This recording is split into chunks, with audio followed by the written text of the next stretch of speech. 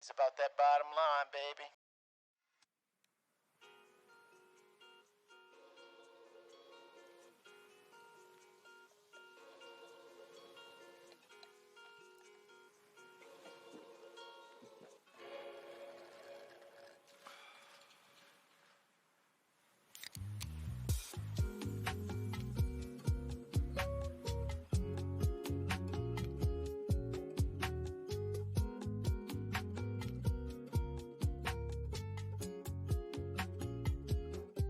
Let's make it happen, Captain.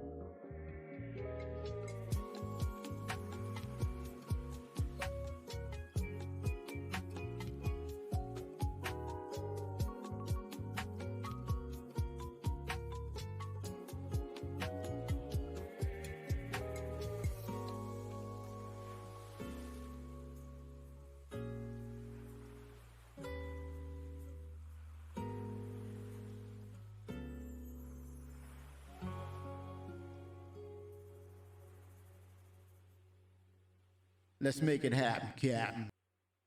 Kemi65 is live.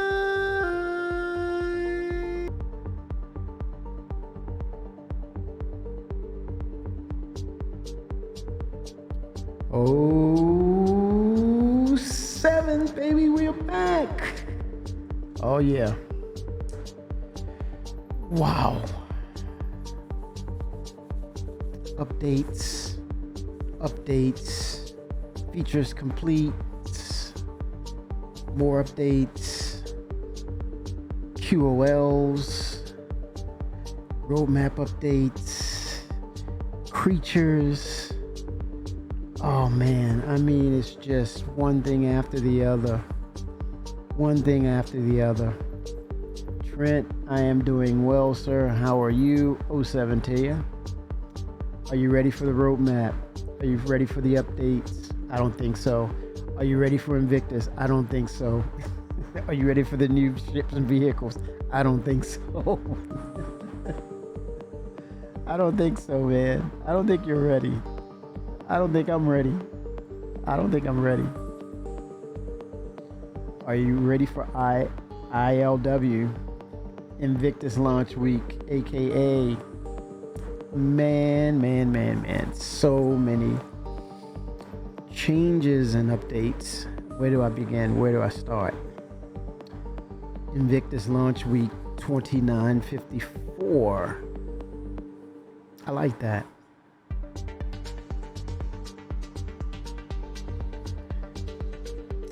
In all these years, I've never seen CIG cook things so fast. It's called a microwave. Quantum. It's because the Squadron 42 devs moved over to Star Citizen. Yes. And I think there's a skeleton crew that are finalizing things and they're being pulled where they need it. But yeah, for most part, they are basically heads down on the PU. And I would say let's just say for the end of this year, let them finish cooking the polish. But then once that release window is announced, and even still, they might just want to tweak things just to ensure Chris that, hey, look, Chris, when this launches, this is going to be impeccable.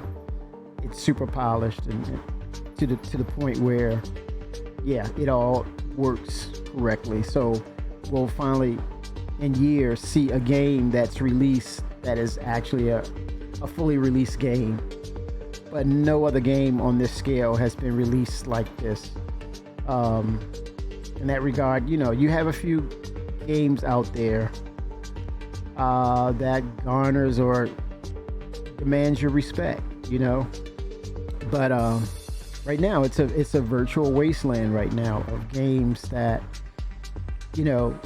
they advertise themselves and by the studios that they're finished, but we play the product and we realize it's something broken, something not fleshed out, something unfinished, but yet it's stamped off and signed off as, hey, it's finished. But the narrative should be as finished as it's going to be. Be right back. We look like we have an ad about to go down in about, I would say in about 10 seconds from now. So I'm going to hold off and keep that thought.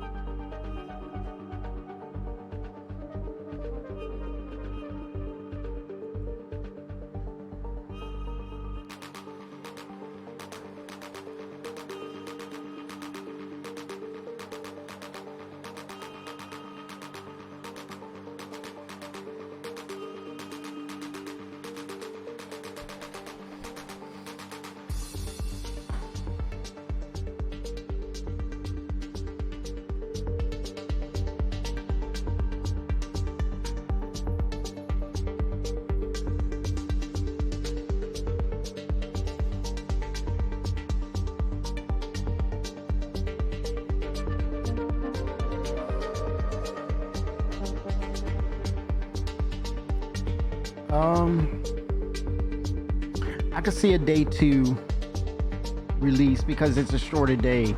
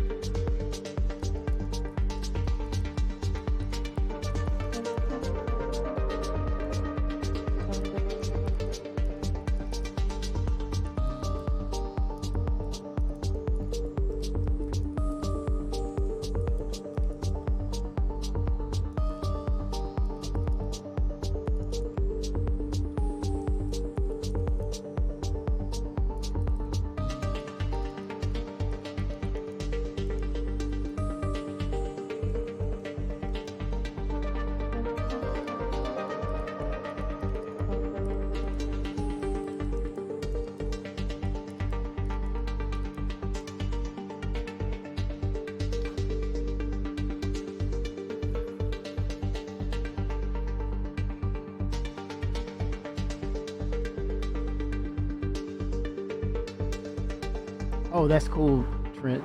Okay, '07. So we're about 20 seconds in. '07 Dirk. Here we go. I think we're out of the ads. I'm looking now. The ad should finish in about 10 seconds from now. About 10 seconds from now, we should finish that. Actually 1 second, and we're back. Hello. But yeah, so Trent had something interesting. He mentioned going back to the 2-day format. We're going back to the 2-day format of Star Citizen. But this time, as opposed to 2 days that are in the same time for hour format, or the hours of, it's a 4-hour, 8-hour event. They're going to shorten the second one. So Trenton mentions that it could definitely be a showcase of all things that are Squadron 42. It makes sense. I think by separating the two, definitely, I think with all the things that they have planned for that reveal or the convention. I think on the forefront you put all things that are persistent universe wise on the front end to bring attention to the persistent universe first and foremost, and then on the back end it's like, oh wait, we have something else, and that could very well be some sort of presentation or actual formal presentation of Squadron 42. Hence the reason why they CIG mentions you don't want to miss this one. And it was like, why are they, you say to yourself, well, this is me saying to myself, I'm like, wow, they announced CitizenCon really early this time around. And what could it be? And if they're going to say, hey, we're going to announce the CitizenCon so early, it could be something very substantial, something very important, something newsworthy. And then some of us could say, the other opinion is, oh, they need money. It's a yin and yang. Shimpasta 07, Gib Hangers, yes. I could see CIG for the second day really doubling down on Squadron 42, making it an official release date. I do not see them releasing Squadron 42 during CitizenCon. Why? What are my reasons? Well, I think one of the main reasons is due to they would kind of shoot themselves in the foot by not advertising it properly. Why have the advertisement dollars already there for them, and they don't do a proper tour of, promoting it, splashing it over the internet, TV, and things of that nature? You have all this time, CIG, to kind of promote it and then advertise it in the proper way, because you put all this work in and then you just immediately release it. I don't see them doing that. They're too smart. They're too smart to just release it, and they're sitting on advertisement dollars. So I would definitely see a release date mentioned, and then the campaign to advertise it, and then just to say it's coming out here, and then show some really cool footage of it to get people's attention, because I really believe that there's a lot more people that still do not know anything about Star Citizen.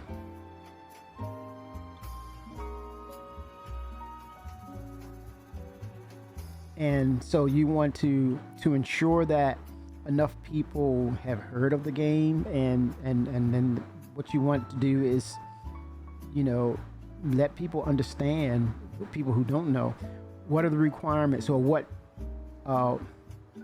medium this is on, so PC only, if it's Windows or whatever the case, Windows maybe, what's the other operating system? What is it? Linux. Maybe Linux too. Who knows? Yes, there you go, Shimpasta. Maybe Linux too. So that could be groundbreaking. Who knows? Apple.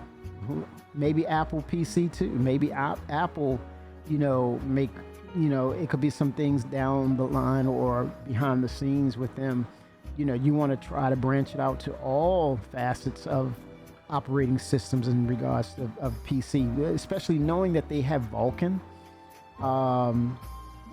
That's almost a universal driver now. So possibly Apple, possibly Apple PC, Linux operating system. So yeah, that would be very interesting. And so that those marketing dollars for advertisement would go very well. And going and providing a campaign of here's Squadron 42. This is what it is. You can play it on this format. Unfortunately, they're not there with console yet. Console cannot meet the demands for what this game is ready to deliver on. So definitely, I would not turn down that opportunity. But yeah, so yeah, I mean, it's coming. It's here. I mean, it's like we're halfway through May. A couple more weeks. Wow, man, we're looking at June. We're halfway. Can you believe it? We're halfway through June right now. We're halfway through. And as I said before, I'm scratching my head. Well, back when they first announced the release of CitizenCon, or they're getting ready. Here's tickets and everything, and I'm like, what? This is ridiculous. What is this?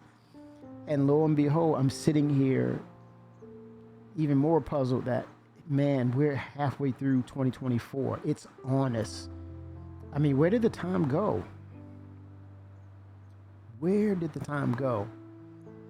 And Trenton, he believes that there could be a release on consoles after and here's the thing, Trent. At one time, at one point we had the PlayStation 1 and the Xbox, the first generation.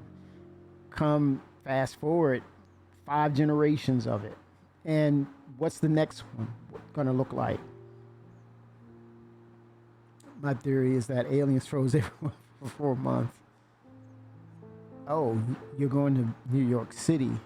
Meet my bestie in New York City next year. I'm saving up my money. Yeah. Oh, nice. Bring back a slice of pizza for me from New York. Definitely, sir. But yeah. Man, so many things. Let's take a look at this Invictus launch week. What is this about? Dating back to the first Taveran War, 2541 through 2546. That's almost coinciding with World War One. World War One was 1939 to 45, 46. Yeah. Invictus launch week marks the beginning of the new recruiting year of the United Empire of Earth, UEE. That's the Navy for this game, and it's publicly celebrated throughout the Empire. Okay, manufacturer schedule, dating back to the first Taveran War, and throughout the event, you can try Star Citizen for free. Whoa! Along with test drive the ships on display at the show. Different manufacturers take over the Bevic Convention Center every 2 days, so keep checking back to see everything the event will offer. I think I did there's a little post up for who's first, who's last, who's for the event. I think it's gonna start with, not always, but this year starting off with RSI, I believe.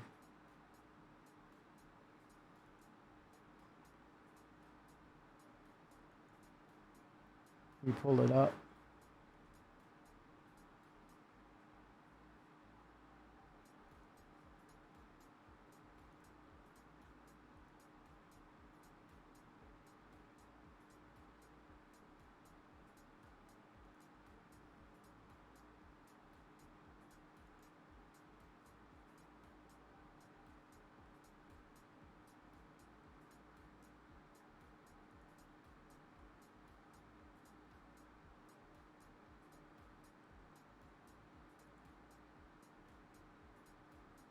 Okay, so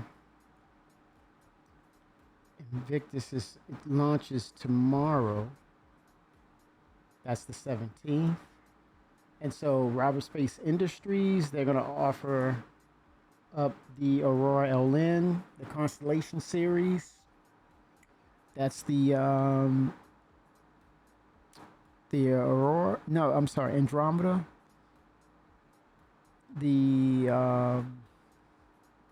The Taurus, Andromeda, Taurus, Aquila, and one more. No, yes, the Phoenix. The Phoenix. That's the luxury version. Yeah. So then there's the Lynx that goes with. That's the Phoenix's version of the Ursa rover, and you have the Mantis, the Scorpion series with the Antares and Scorpius, and then the Antares and variant. Then the Ursa, Medevac, and then you have also Mirai, the Mirai Theory series, Razor EX, the Pulse. This is all based on speed and performance.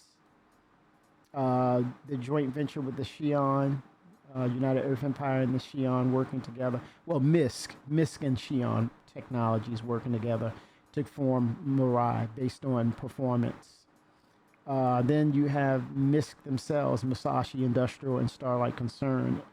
The Freelancer MISC, the Reliant Tana, the Starfarer Gemini, Tumbril Land Systems, Nova Tanks, Cyclone Series, the Storm Series. Good stuff. Did you see the message of the day from 3 hours ago? I think we're going live, correct? Is that right, Shimpasta? We're going live with 323.1, which will have the ILW, Invictus launch week. Yep. They're doing the final testing in the PTU, I believe, and making sure that everything comes back, everything is lined up.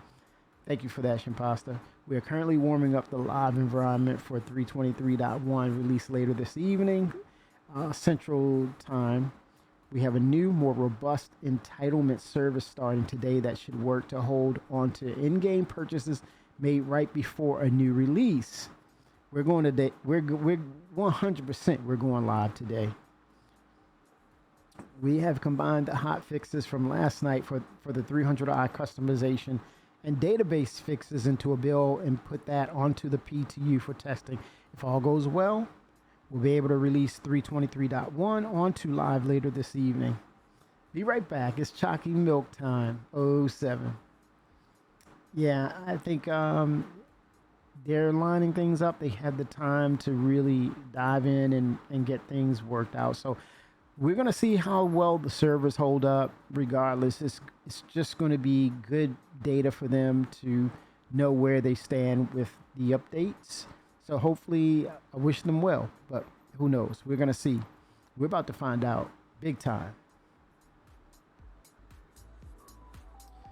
So Invictus, May 17th through the 18th, Friday and Saturday. The LN, the Aurora LN. That's the Legionnaire. Comes with a bigger shield. I love the LN. The Aurora LN comes with bigger shields and larger weapons that pack a punch. The RSI Constellation Andromeda, Aquila, Phoenix, and the Taurus. Multi-crew freighter with a modular system. The RSI with a modular design. Okay, a modular design. It's different from a modular system. I wonder. The RSI Andromeda is one of the most iconic ships in the verse. A long time ago, Chris said they likened the Andromeda. It was his version of the Millennium Falcon. I remember this was stated a long time ago, and it prompted me to say, I got to get the Andromeda. And back then, if you purchased the Andromeda, they were throwing the RSI Aurora LN just for saying, hey, thank you for your purchase and thank you for backing the project. If I was born, I would have been jealous of your wife, Kimmy. Listen to you, Trent. What do you... RSI Constellation Aquila. Exploring the stars and distant horizons, the uprated sensor suite and redesigned cockpit. I love that cockpit for it. Offer maximum visibility. Then the Phoenix, a chariot of the gods. This converted luxury freighter is ideal for very important people transport. They did a recent redesign of the interiors, I believe. Also, you have the Constellation Taurus, fully configurable, but without all the bells and whistles. the Taurus is a great way to get started with crewed ships. You know what? One thing I would love them to have inside of that, whereas the other three they have the parasite ship, right? The Merlin and the Archimedes, I believe. It would have been cool to have like that a cargo that hover survey thing that actually moves around cargo in the back. That would be really cool for the Taurus since it's based upon cargo. Maybe in the purchase, just throw it in the back. That's a wild guess. I would Trent, I could only guess, man. I could only guess. Knowing that it's RSI, any of these are RSI ships, Argo, Consolidated Outland. I don't know. It's probably the Ursa Medevac. If I had to guess. You have the links toward the wildest corners of the verse in safety, comfort, and style in the links from RSI. I think that naturally connects with the Phoenix, and I think it comes with it. The RSI Mantis. I'm buying the Polaris tomorrow with store credits. Oh, that is very cool, man. That is very, very cool. Yes. Okay, so I was halfway right. I was halfway there. Okay. Yeah, the Ursa Medevac is pretty cool. And I think finally for people who want to start getting into the medical aspect of Star Citizen, it's beginning to happen.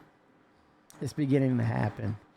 And hopefully, I would say hopefully, the Apollos will accommodate that Ursa Medevac.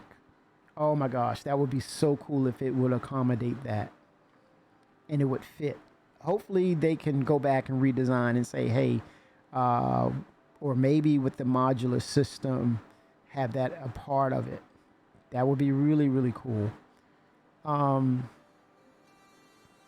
So we have the links. Then you have the Mantis, stop ships dead in their tracks with RSI's premier quantum enforcer. The Scorpius with an adaptable bi-wing configuration and revolutionary rail-mounted remote turret, which is cool. The Scorpius offers unprecedented fire coverage, allowing for both defensive and assault-minded applications. And you have a variant sister, the Antares, redesigned to house a devastating EMP device and quantum jammer. The Antares shuts down enemy combatants, leaving them open to attack or the boarding aspect of the game. That's dangerous. In the hands of UEE if you're a pirate, as well as the pirate if you're UEE. RSI Ursa, rugged, durable, and tough. This is the rover of choice for extreme planetary exploration. And then you have its sister, the RSI Ursa Medevac, provides frontline medical support essential to any ground operation. And then I think the latest thing they changed the medical aspects that you can spawn back depending on distances. Not clear on that, but yeah, it has to do with distances and things of that nature and how effective it will be, but you can spawn on these now. So they're changing it up a little bit. They're rethinking and putting more thought into the medical aspect and what that would mean. I got some ideas on that as well. Origin Jump Works, Origin 125A, as well as the 325A. With the Origin 125, with high fuel economy, a souped-up weapons package, and trademark Origin refinement, the 125A is the ideal entry into luxury space flight. And its sister, Origin's sleek signature fighter, the 325A, makes a great companion for finding your mark in style, as well as sophistication. And then you have Consolidated Outland, their offerings. The Delta, which is the military version of the Mustang. The Mustang Delta is armed with heavier weapons and rocket pods. Those pods are nothing to play with. To give new pilots a little more extra firepower there. And you have the Argo Astronautics, Argo MPUV cargo, a dedicated merchant transfer ship a ubiquitous intergalactic stevedore. MPUV personnel, a combat utility shuttle built for moving personnel, and you have the tractor. You have the tractor version. Argo MPUV tractor. Be the true MPV of space station cargo portering. And then you have the Argo SRV, from simple freight and cargo towing to harrowing search and rescue operations. The SRV handles whatever you can throw at it. I see this ship or these ships in Squadron 42. Now, which is the newest one? Let me see. Would it be this first one, the Merchant? Let's see. Let's see what happens here. No, this looks like the regular one. Okay. Then the personnel, that's similar with, that's been out. That's the one that hooks up with the Idris. I would love to see modularity with these, where you can do repairs on the Idris or these capital ships. MPUV tractor.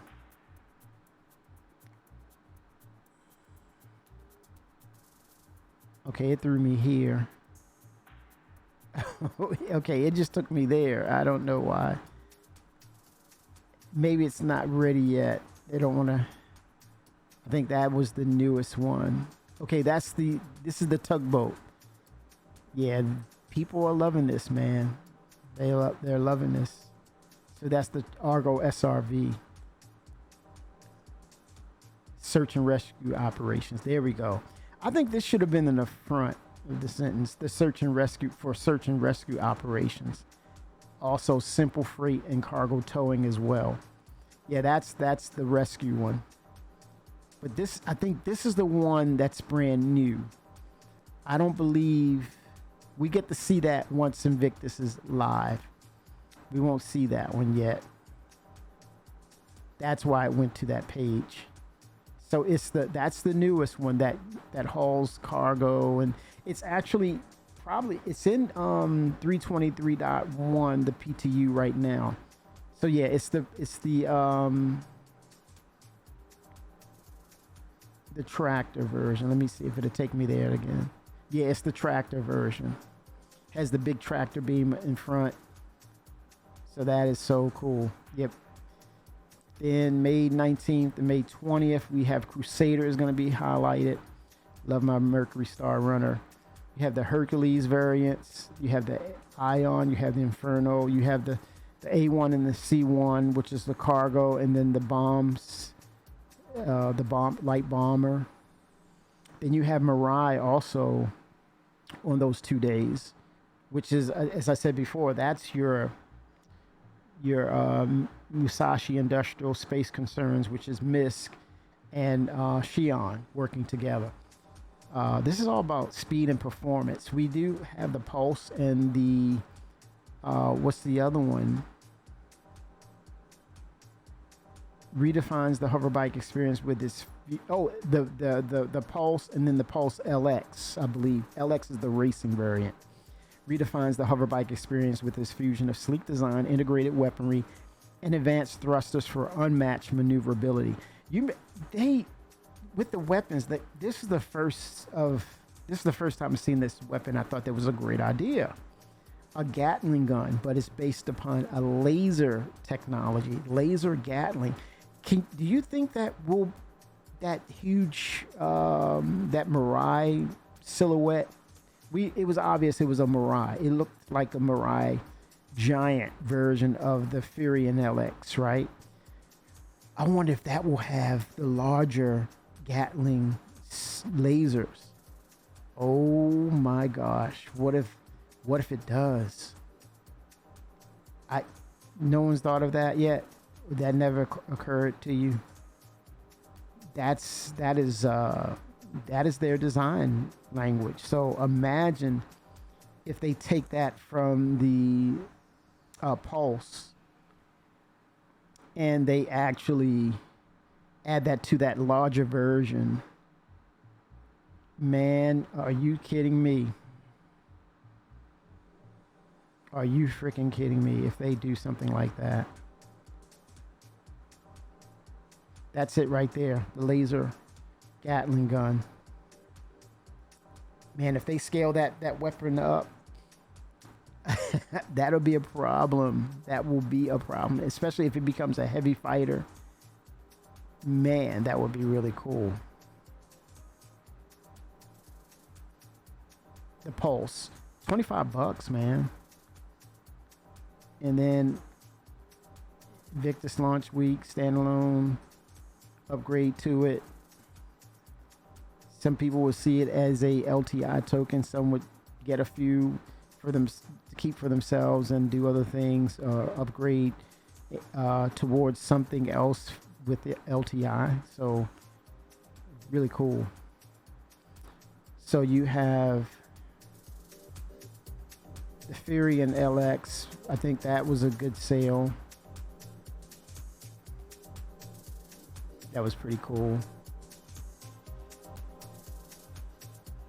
And then you have your, are you going to be doing any fleet shuffling during the Invictus sale? Probably so, Dirk.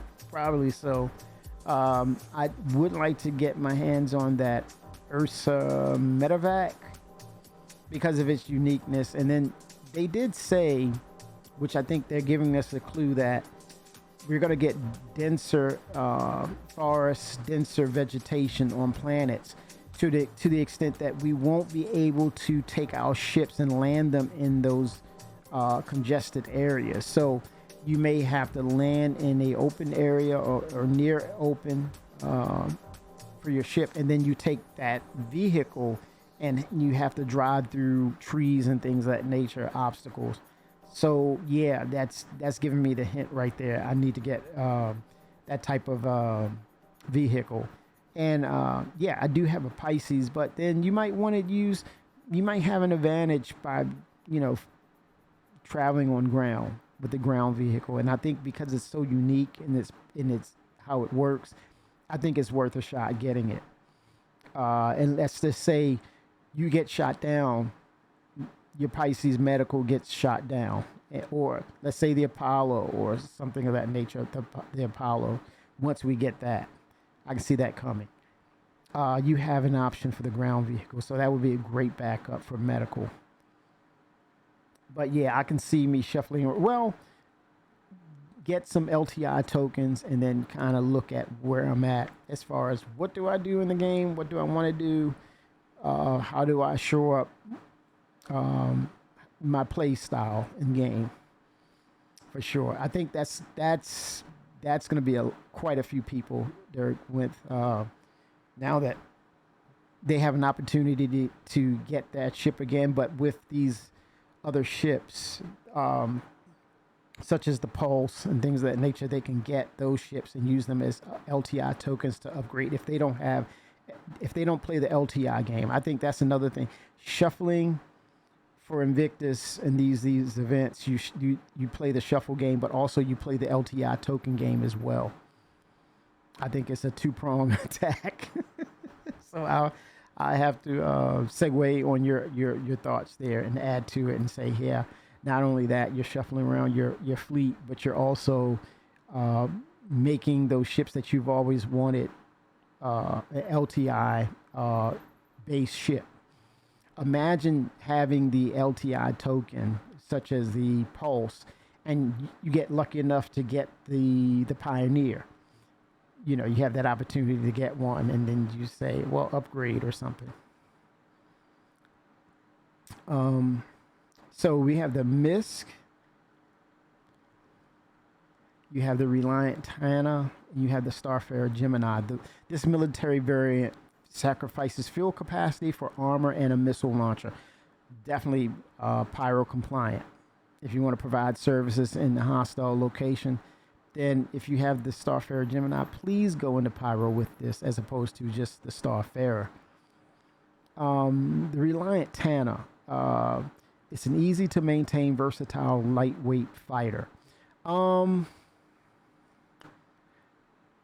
The Reliance in general. I love the early concept of these ships because of the B-Wing back in the day, X-Wing. Back in the X-Wing days, they had the add-on, and it was the B-Wing. I love that. I love that nod to it. But it's going to need some love. So I wouldn't give up on this ship if you're a fan of it. What are the things that could help make this ship viable? I would say to the vehicle experience team, the vectoring, the way it should be able to vector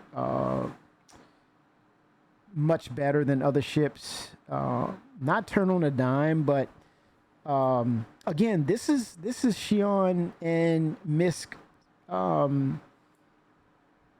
joint venture, right? This is the very first offering of that, where it can.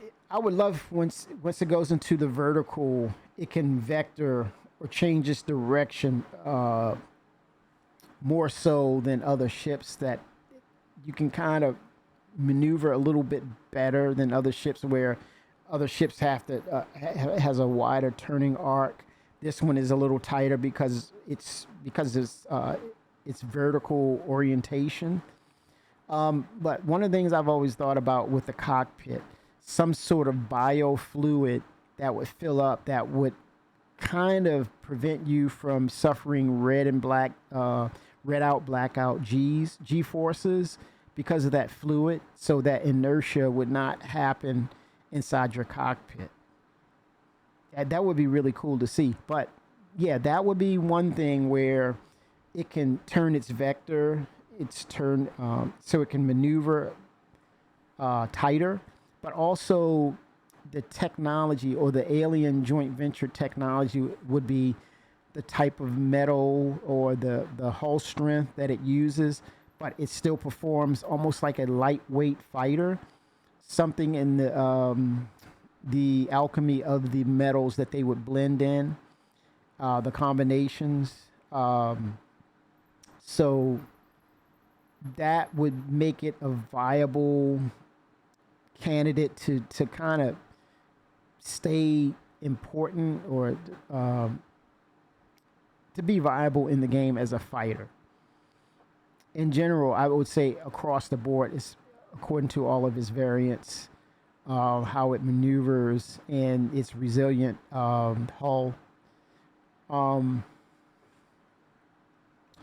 And then, if you get the blueprint for it, then you get a basically the recipe to how to cook. You get the cookbook on how to come up with the composition, and maybe you have to travel a little further out to get maybe the resource to make that to create the ship's hull. But I would say that would make it a viable candidate to be sustainable in game. That's just me. I don't know. CIG is going to come up with something, but that's just my 2 cents right there. My J's 2 cents. Oh boy. But yeah, the Reliant, it's going to need some love, but I'm still big on the Mako, the info, the news reporter ship version. I'll earn that in game.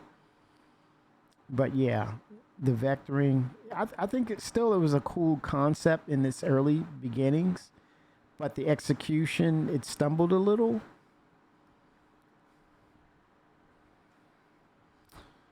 So, yep. And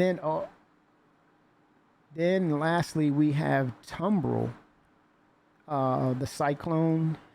This is AA for anti-air. Features EMP functionality and an anti-air missile launcher to deter threats from above. Then you have the MT. I believe I have this one, the Tumbrel Cyclone MT. Building on the agile off-road platform of the base variant, the MT adds 2 surface-to-air missile launchers and a ballistic cannon to keep airborne assailants at bay. Okay, so MT, I would believe it's multi-threat. So from air and and ground ballistics to keep airborne assailants at bay, and then surface-to-air missiles. Yeah, I believe I have the MT version. This definitely is a nod to Halo back in the day. Tumbrel Cyclone RN Reconnaissance, built to clear the fog of war. The Recon variant of the Cyclone features a powerful scanner array. Hopefully, in the future with scanning, I think if you're in a group or org, or let's say you're in the party group together, the scanning array can echo back to your party members, and they can basically connect their scanners to yours, and you kind of can get a further feed of what's around you. I want to see scanning taken to the next level. I believe with CIG, I wouldn't put it past them with this community. I think you'll hear a lot more about this once we get this in our hands, once we see it on ships, and it's a part of the gameplay. I think CIG will push further forward with scanning. The Tumble Cyclone TR. Support infantry with this combat buggy equipped with a mounted turret, TR for turret, to provide cover fire for ground operations. Then you have the Tumbrel Nova. This heavy tank offers a devastating combination of weaponry to eliminate threats on the ground and in the air. And you have the Tumbrel Storm and the Tumbrel Storm anti-aircraft.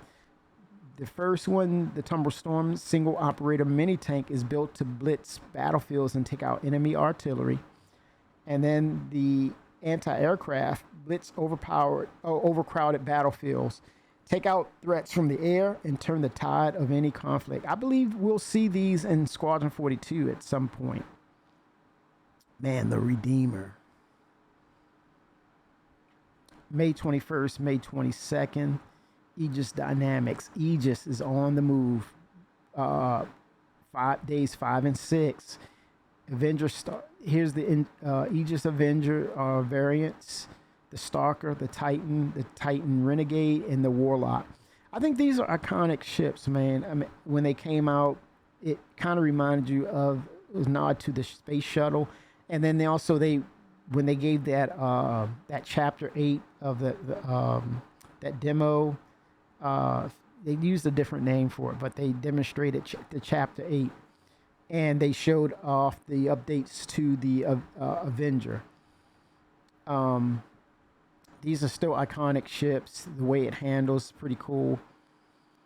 The Stalker is a modified version of the Avenger, catering to bounty hunters, and it has built-in cells, so really cool. Titan, a former advocacy patrol ship with added cargo capacity for light carrying. And you have the Titan Renegade, special edition of the Avenger Titan with custom livery, paint job, and a loadout geared to Arena Commander. And you have the Warlock, a variant of the Avenger armed with an EMP generator to humanely disable enemies. And then you have, this is a different realm, the Eclipse. Look out, capital ships. This is your Kryptonite, a sleek stealth bomber armed with heavy torpedoes. That's trouble. How they can get in real quick and at a short distance from the capital ship release that torpedo. Trouble. Hello, turrets. Do your job. The Gladius, an aging but agile light fighter boasting mid-range armament. The Valiant is its variant. Special edition Gladius with custom paint job, which is livery, and a loadout geared to Arena Commander. And then I think with the Gladius, I definitely relate that in real life to the F-16. It's an aging fighter, but it is still heavily used in real world applications based on its all-purpose abilities. When I see Aegis Gladius, I think of the F-16, and I say to myself, why don't I have that ship? But it's one of the fan favorites, no doubt about it. Aegis Hammerhead, a multi-crew corvette bristling with man turrets and heavy firepower. Yeah, this is, I think the Hammerhead is still being the prototype for multi-crew, and I think it's still growing as they flesh out the different stations for crew members to actually begin, to start working together and kind of be a unit for a multi-crew. So look out for the Hammerhead. If you have one, I think you got something special in your hands. The Redeemer, man, this is the ship that punches above its weight, and they're not just saying that, it punches above its weight. This was part of the Next Great Starship contest way back when. You got to look it up on YouTube. And Yeah, the Four Horsemen. I think the Four Horsemen won that from Italy. Dotted with turrets and missiles, the Aegis Redeemer is a powerful fighting gunship capable of holding its own in combat with an impressive weapons payload. And it punches above its weight. Did I say it punches above its weight? It punches above its weight. Aegis Retaliator. This is interesting. The Tally is now one of the new candidates for the modular system, and that's coming in 323.1. Well, 323.2 patch, I think, maybe. One of the United Empire of Earth's most powerful warbirds. The Retaliator was designed as a fearsome weapons platform designed to strike and kill capital ships. Are you kidding me? Strike and kill capital ships. Whew. And now it has modularity for running cargo. You can kill capital ships or you can run cargo. Kill a capital ship, then bring in something to take the cargo. Oh my God. Aegis Saber. Favoring agility over durability, the Saber is light, sleek, and deadly. So this is supposed to be the opposite of the Hornet. It comes in, kicking the door in. This one goes to the back door like a ninja. That's how it was advertised. It was like the ninja version of the Hornet. Saber Combat. Aegis Saber Comet Special Edition of the Saber with custom livery paint job and a loadout gear to Arena Commander. Then the Firebird. This is the new one. Facilitating a devastating marriage of speed and ballistic firepower, the Firebird brings the heat to the infamous Saber chassis. With those missiles, it's like, what is it, 8 to 12 missiles? Sounds like the right shit for me. Yeah, it's going to be something to deal with. And I think people, players are going to test it and see where it's, where it stands amongst the other ships. For sure. For sure. And then you have, these are fan favorites right here. The Aegis Vanguards. You have the Harbinger, Hoplite, Sentinel, and Warden. A Harbinger is a powerful bomber that can operate out of the roughest forward operating bases. You have the Hoplite, long-range squad dropship with a man turret for protection. Sentinel, designed to fight smart instead of taking enemies head-on. And then you have the Warden, long-range heavy fighter with a man turret. I think the Sentinel is the one that... Did they change this? But I thought it was the one that does the E-Warfare, the Sentinel. One of them does the... Something changed here. If I go to Warden, the Sentinel, I think it does the electronic warfare, right?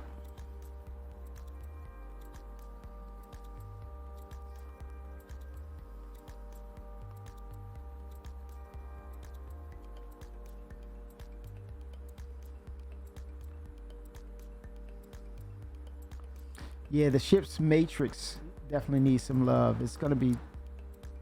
Yeah, the Sentinel. The Vanguard Sentinel is a ship that's designed to fight smart instead of taking enemies head on. The conversion features an AR cockpit, an external E-War pod, decoy missiles, and a set of EMP charges. Vanguard Sentinels often provide necessary combat support for combined operations. A lone Sentinel assigned Wild Weasel task is frequently paired with Harbinger bombers and Warden escorts for large attack missions. Yeah, E-War pod, electronic warfare.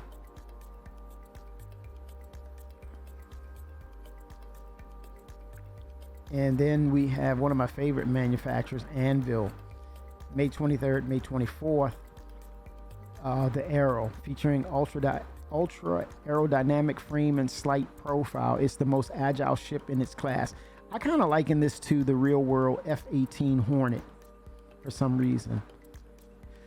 The F-18, usually they're you see them on the carriers.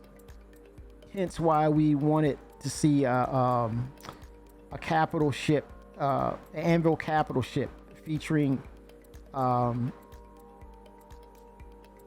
a bunch of arrows loaded on the top deck, bottom deck, or middle deck. Nothing but arrows on this thing, man. It launches nothing but arrows. The bow, the anvil bow, that would be really cool. The bow and arrow, that would be crazy, man. The anvil bow.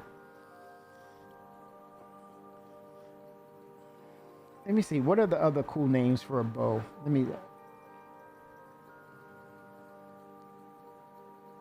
Let's see here.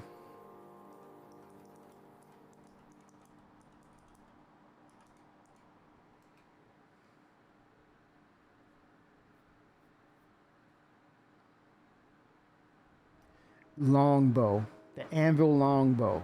Holy smokes. That would be cool. The anvil longbow. A capital ship called the longbow. And you have nothing but arrows on that thing, man. Holy shoot. Woo. Sweet. That would be the ultimate. Rizzy 07. The anvil longbow.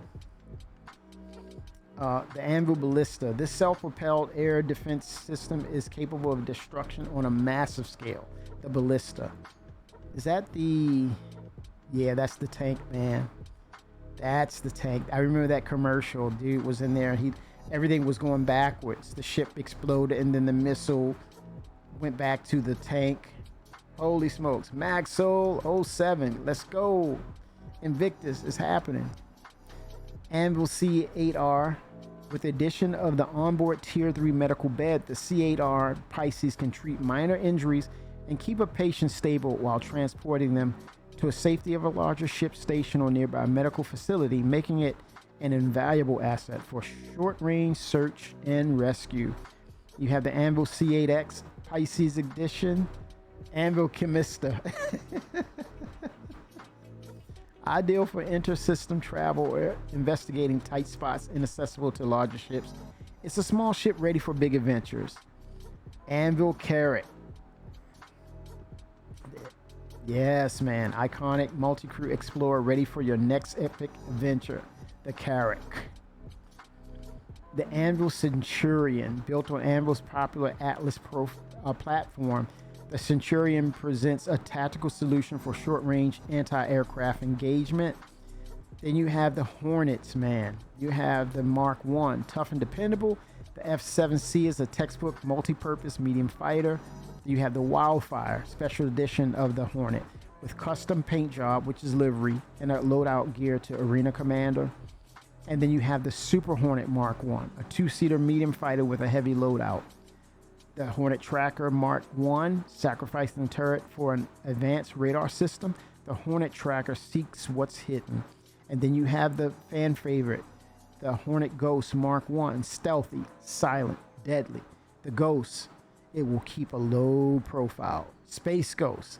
If I name this, they tell me I can name it, it will probably be called Space Ghost.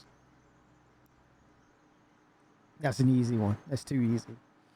Anvil Gladiator, a ruggedly built two-person dive bomber. It was just mentioned that CIG is going to give this one some love, bring it up to gold standard, so keep your eye out on the Gladiator. I went back and looked at it. The design is beautiful, though. It's a beautiful design. That doesn't do it justice. It's so dark.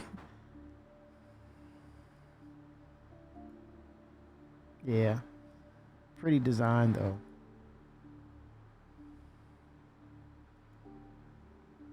Yeah, these pictures, it's kind of nostalgic. I would keep these old pictures, but also add the newer pictures of them, the old illustrations of this. It just tells you it needs some love, but it's a beautiful design when you see it in game. The Anvil Hawk, the perfect ship for independent bounty hunters or local security. The last we heard about the Hawk, they had the detention cell. That changes now. It comes out and you just slide the perp right under it and it pulls the person in. So it was pretty cool to see that update with the Anvil Hawk.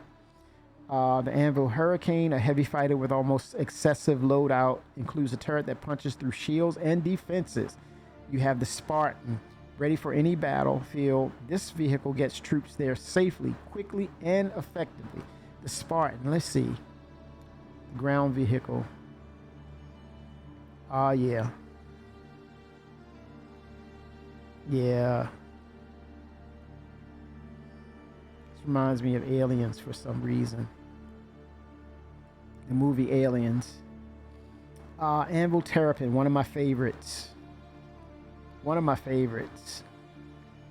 Outfitted with long-range scanners and encased in heavy armor and oversized shields, the U4A-3 Terrapin can face potentially hazardous circumstances with confidence, making it the ultimate combat scout and reconnaissance vehicle, at least according to Anvil, that is. I love this shit, man. I love it. Everything about it. Very cool ship. And last but not least, the Valkyrie, a heavily armed dropship perfect for full crew expeditions. This was the very first ship that went from concept to flight ready, period. It was not even announced. It was announced in 2018 at CitizenCon. And Chris was like, and we want to introduce the Valkyrie, and it's flight ready. People lost it, man, right there. They lost it. They couldn't handle it. Yep, the Anvil Valkyrie, the very first ship that was announced and flight ready at the same time. From Waka, live warnings is still ongoing. No ETA just yet. 07 Waka Wikipedia. Do what you do, man. Do what you do. Corsair. This is Drake, DefenseCon, May 25th to May 26th. Last but not least, some say saving the best for last. I hear laughter out there. I'm hearing people laugh at what I just said. Oh boy. Okay. Drake Buccaneer, a light fighter that sacrifices durability and its ejection seat for raw firepower. A lot of PvPers say this is the go-to now. This is the GOAT right now. Drake Caterpillar, another fan favorite, iconic. Gotta show the picture of it. A heavy multi-crew commercial freighter, lightly armed with superior cargo capacity. Lightly armed. That's not good. This should be, in my opinion, this should be the king of modularity at some point. When they really get modularity going, this should be at the forefront of a modular ship. It should be right at the forefront for modularity. Seriously. And I think it just fits it. I mean, it just makes sense. It's going to spark a lot of sales. I'm telling you. It's going to spark a lot of sales once they start the modularity system and it comes to the Caterpillar. Just had to point that out. Very iconic ship. Drake Corsair. Surprisingly, a really cool ship. And unknown just recently for me. I tried it in Arena Commander. Now, currently, as it stands, this ship can take a lot of damage. Now, that could stay the same. It could slightly change once we get to hull integrity and shield integrity. The gold standards on the both of those features in game. I can only wonder what it's going to do. But again, this is a very well put together ship. I thought it was, in my own opinion, and at first the wing style here, I was like, they're pushing it. I don't get it. But I fell in love with its interior and its mechanics. Love this ship. Love it, love it, love it.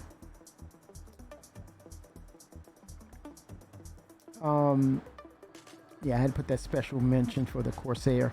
Another iconic ship. It had some growing pains in the beginning. It's of its concept.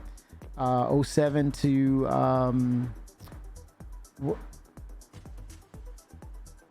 Josh Coons back in the day. 07 to Josh Coons.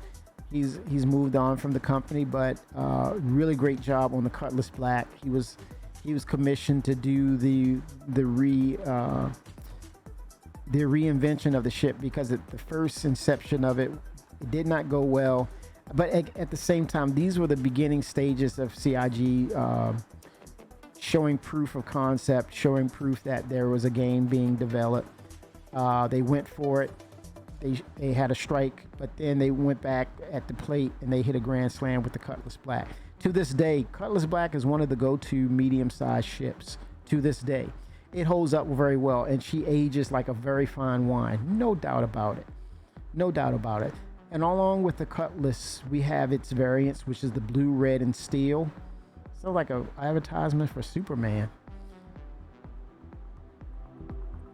The Cutlass Blue is really cool. I think the purpose of it for bounty hunting, I thought that was a great idea with this ship. Or human trafficking. Don't like to say it like that, but yeah. Yeah, iconic ship. The red converts the standard cargo hold into a well-equipped medical facility, including 2 med beds. I challenge CIG to bring importance of its medical facility back to the Cutlass Red so that people will look at it and say, yeah, this works for me. I think that with the new standardization of medical, I think there is a place for the Cutlass Red. CIG will do what it needs to do in that regard to bring importance back to the Cutlass Red and bring viability and value back to it. Not to say that it's not, but looking at all the other aspects of medical, I think you have to keep the Cutlass Red in its narrative, and I'm sure CIG will stay focused on that as well. Cutlass Steel, a lot of controversy with this ship. It's a drop ship of sorts, right? Whoever has the guns and the personnel makes the rules. Drake had your back in both of these departments with the Cutlass Steel featuring 18 jump seats and a wealth of power. Yeah, people complain that they OP'd it. Hey man, it is what it is. The Drake Cutter. The Cutter, the Rambler, and the Scout, let me tell you, hands down, one of the better starter ships. John Crew and crew really bounced back with this one in the creation of ships, bringing affordability, bringing value to the small footprint that is starter ships. This starter ship is a closed canopy, has a bed. I mean, it can do a number of things.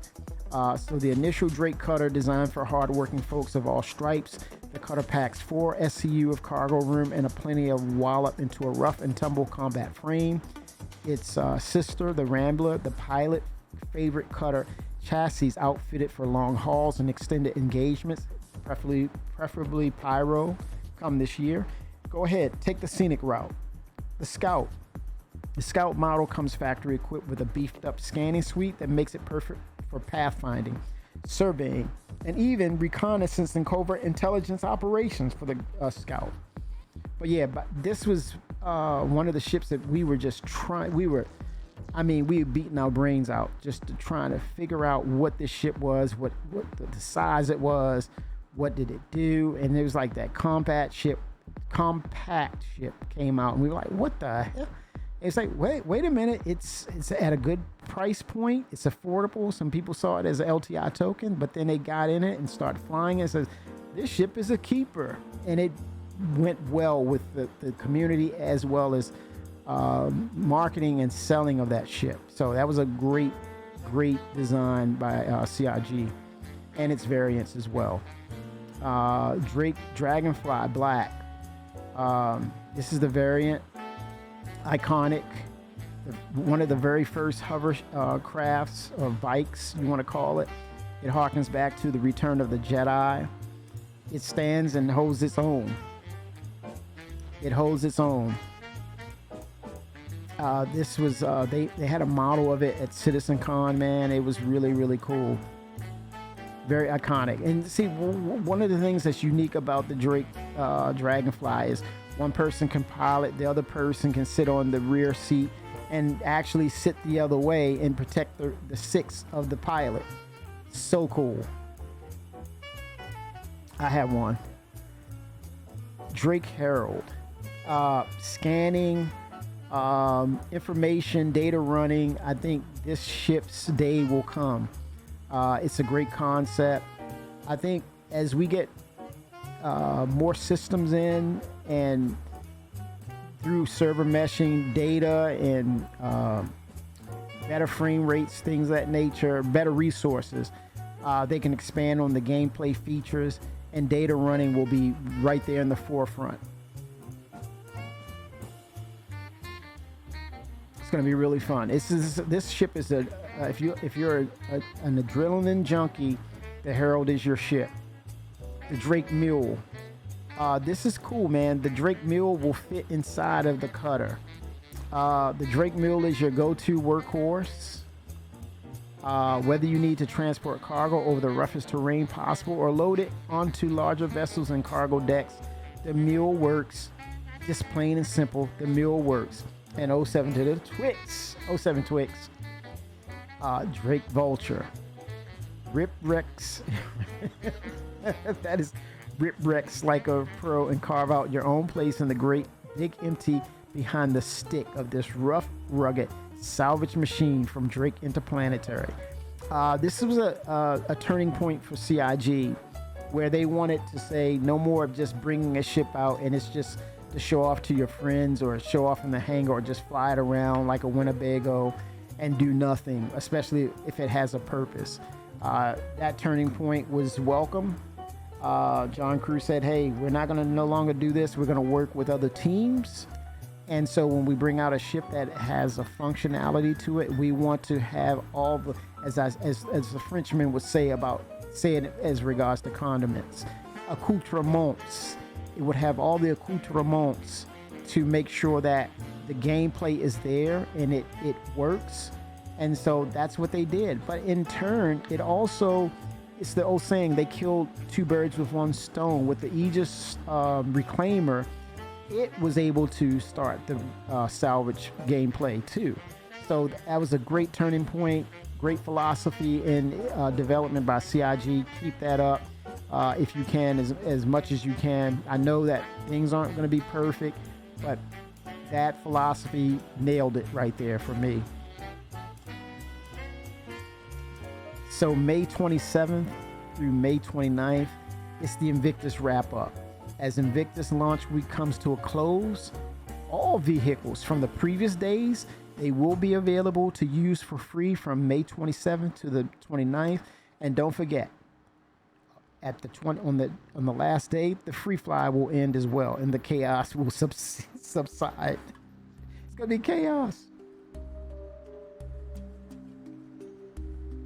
So I think on that last day, you're still able to purchase, or you get a chance to, if you miss a day of any ships for the Invictus week, Vendor 07, you get the opportunity to make a purchase and get those ships that you've always wanted. So yeah, it's from the 17th through the 29th. It's a big event. It starts tomorrow. It's tomorrow morning, probably as early as 11 a.m. It could be as early as 11 a.m. They're cooking it. Shimpasta, thanks for the update he sent. Let's see here. He mentioned it from Wikipedia that it's cooking, man. It is cooking.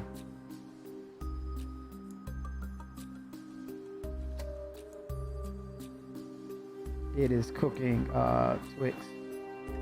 Shimpasta said, yeah, it's still cooking. And that's from Shimpasta, 07 to the Shimpasta. So, yep. We can buy whatever we want. Vickers 07. Invictus launch week at ILW. We're here, man. We're here. It's going down. It's going down. Been hearing the rumors of the Polaris is on the showroom floor. We'll be able to, I've been hearing things of, hey man, you could really see the gold standards that's happening with John Crew and crew.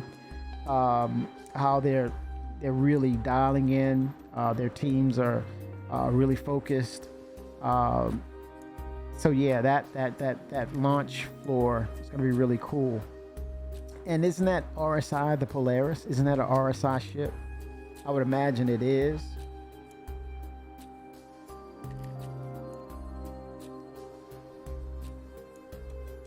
And let's see with the roadmap.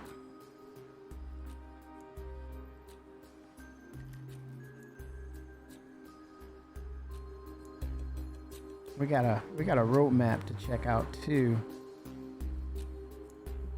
This is freaking cool.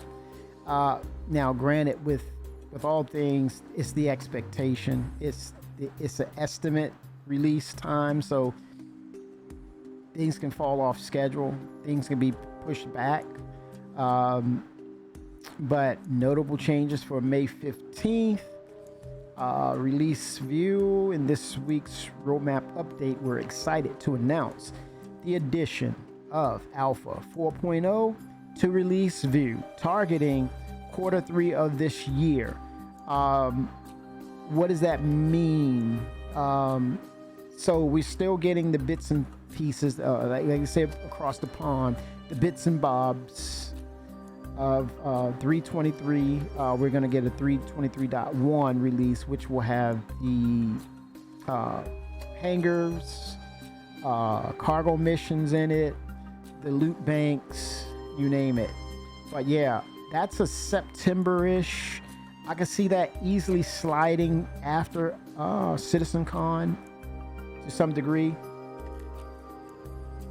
There's a queue to update PTU. That's crazy. I think if that means that they're adding in a hot fix bender, yeah, it's probably a hot fix of something they may have found, because I think they're going to the 11th hour to get all updates, necessary updates into 323.1, which is on the PTU. And so once it goes live, they'll have all the fixes in. So that just lets us know that the devs, their heads are down. They're grinding to the last hour. So yeah, it is crazy, like a fox, man, that they're working to get this thing out and get it out into a state that we haven't seen before. But we'll see, because the hammer is coming, and those servers are going to get hammered with people jumping in. He's laughing like that's crazy. Like, I dig this, man. The following feature cards have been added to release view, targeting a release with Alpha 4.0. Server meshing version 1. This is somewhere between, well, let's just say server meshing is going to come in 2024, not next year, not the year after. It's coming this year. Now, third quarter is September. Well, what is it?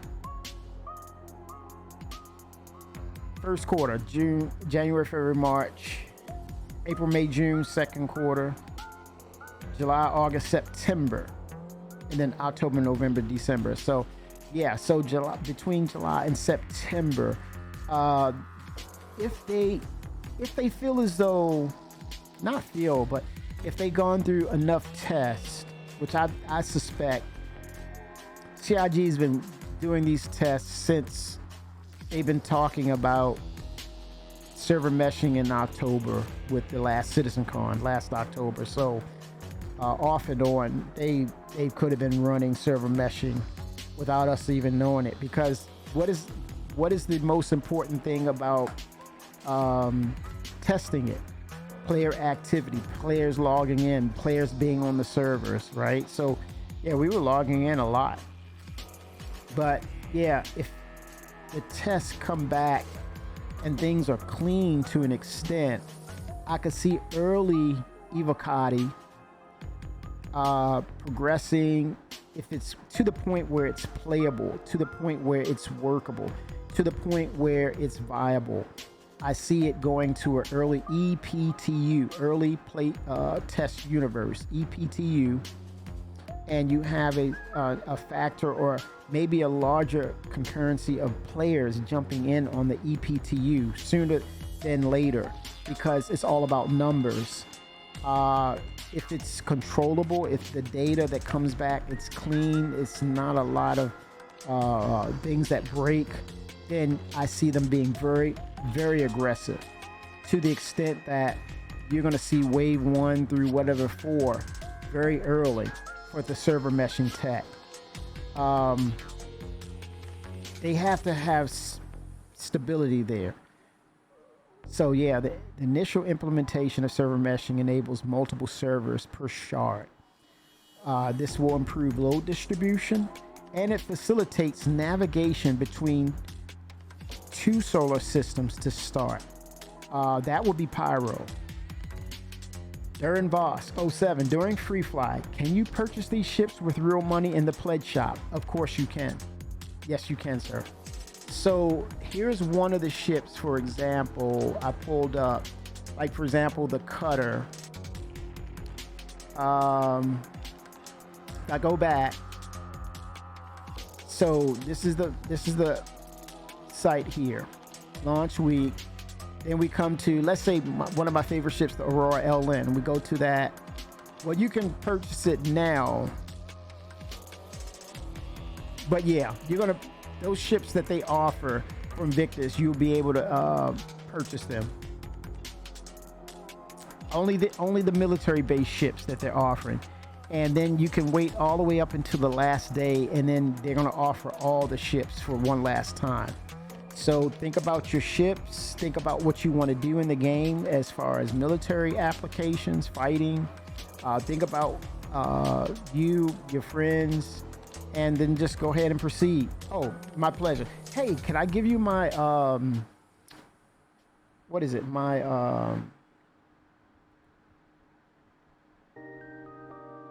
code, my recommendation code for the game. Tell them Kimmy sent you. I have a code. Let me give you the code. I'm not gonna sit here and like lie to you. It's like, hey man, please use my code.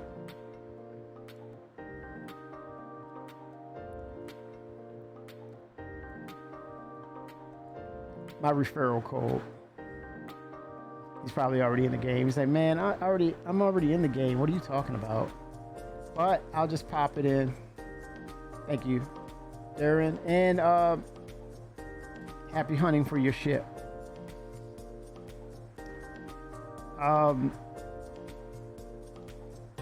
So after server meshing, which is going to open up, when they say 2 solar systems, that's going to be Pyro.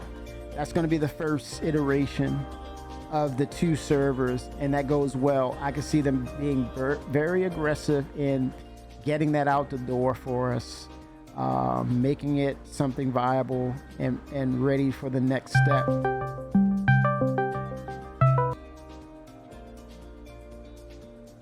Okay, let's see here.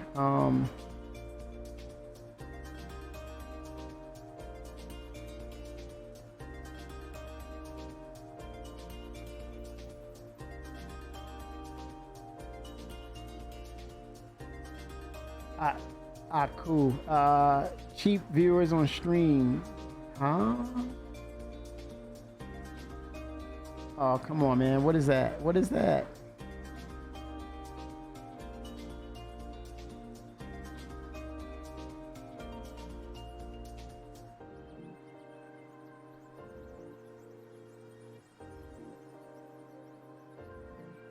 No advertisements, man. Okay. Mission system refactor. Reworking the underlying mission system to become compatible with server meshing. This system will become compatible with server meshing, allowing for easier creation and maintenance of mission content. So what is that saying? The missions will travel well, because if it's tied into server meshing, it may be a requirement for you to leave one station, one system, go into another and come back to another station. Now with the implementation of server meshing, these missions will be spread out and they will sustain their data and its integrity across multiple systems. So now what it says is that your missions will scale up. Now you're on the job now. It's not, well, it's like you're doing everything in one location. Now you basically will have to follow a trail of breadcrumbs across multiple systems with the mission givers, which will then allow them to add more layers and more complexity to the game and to your missions as well. So this is a big deal. Don't sleep on this mission system refactor. This is far reaching, and this, I'm literal about this. This is literally far reaching. Whether it takes you from a let's say a distribution center to go to pyro. Let's say you're a pirate, you may have to rob the cargo on a distribution center, go in, hijack it, get out of the system, get over to pyro, and so forth, right? And so yeah, it's far reaching, it has more layers, it scales, it will be able to scale, so it's not going to be as easy, and then it's going to have more high risk, more rewards for it potentially. Transit system refactor. I thought this was very interesting. Reworking the transit system used for trams and elevators to be compatible with server meshing, as well as generally they're more robust. So I can't imagine what do they mean about that. If I had to chat, what do you think? But if I had to think what it would mean, now I look at it like this. Server meshing will bring in more people per server, right? So what does that mean for the locations? A lot more people. So looking at the current system, can you imagine a large number of people on each floor trying to get down to the ground floor, and you're stopping at every elevator? Real Exodus 07 from the night shift. 07 Real Exodus. So with this transit system refactor, could we see train systems that are linked like an actual train? I don't know, but they're going to be more robust, they're going to be more timely, they'll scale up in number. So the transit system refactor would be an interesting piece for Jared to kind of showcase from the devs who are working on it. That would be a good subject to talk about, because I think it has a lot to do with the environment, changing the environments themselves. So it's going to be interesting how they refactor this with server meshing in mind. Pyro 1, here we go. We're getting into the meat and potatoes, the deep dive here. This is why we have server meshing. This is why we need server meshing. Pyro 1. Pyro 1 is the first planet from the sun of the Pyro system. Its thick, high-pressure atmosphere hides a strange landscape beset by powerful winds and lightning strikes. Hello, Vulcan. Light effects. That's going to be interesting. Lightning strikes. Under the clouds, there's an ecosystem of plants and animals that endure its extremely high temperatures, even during powerful stellar flares. I would imagine, I can't emphasize this anymore, but plants and animals. They advertised this a while back, but one of the creatures, I should say, we will see. And this is not speculation. Let me pull it up for you, chat. I'm gonna pull it up real quick.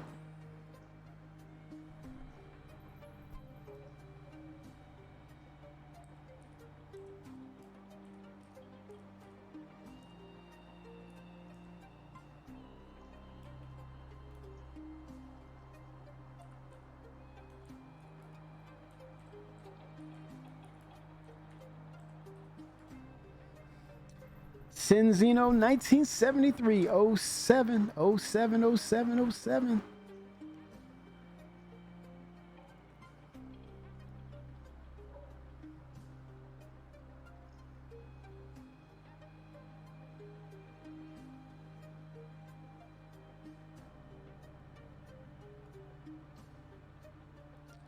I'm gonna show you what they're talking about for Pyro 1.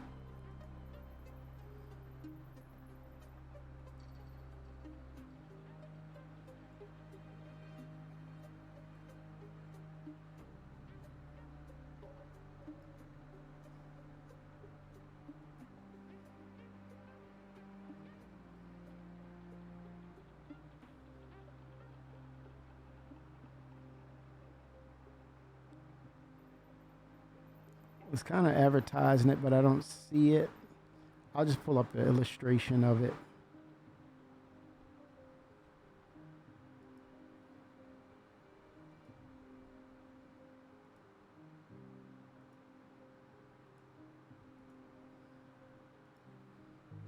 I'll just pull up the illustration of it.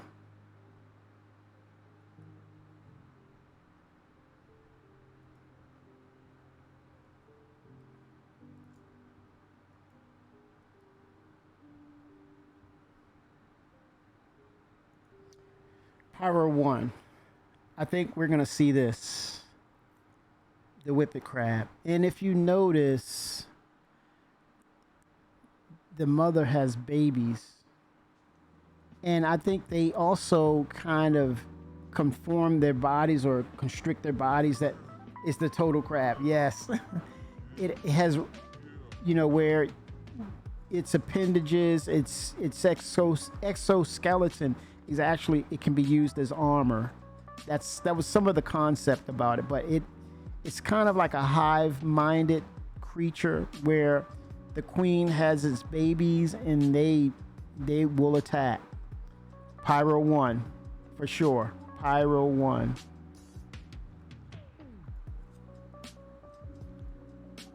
Yeah. So yeah. And then if they don't get you, the freaking lightning storms will get you. Lightning strikes. That's crazy.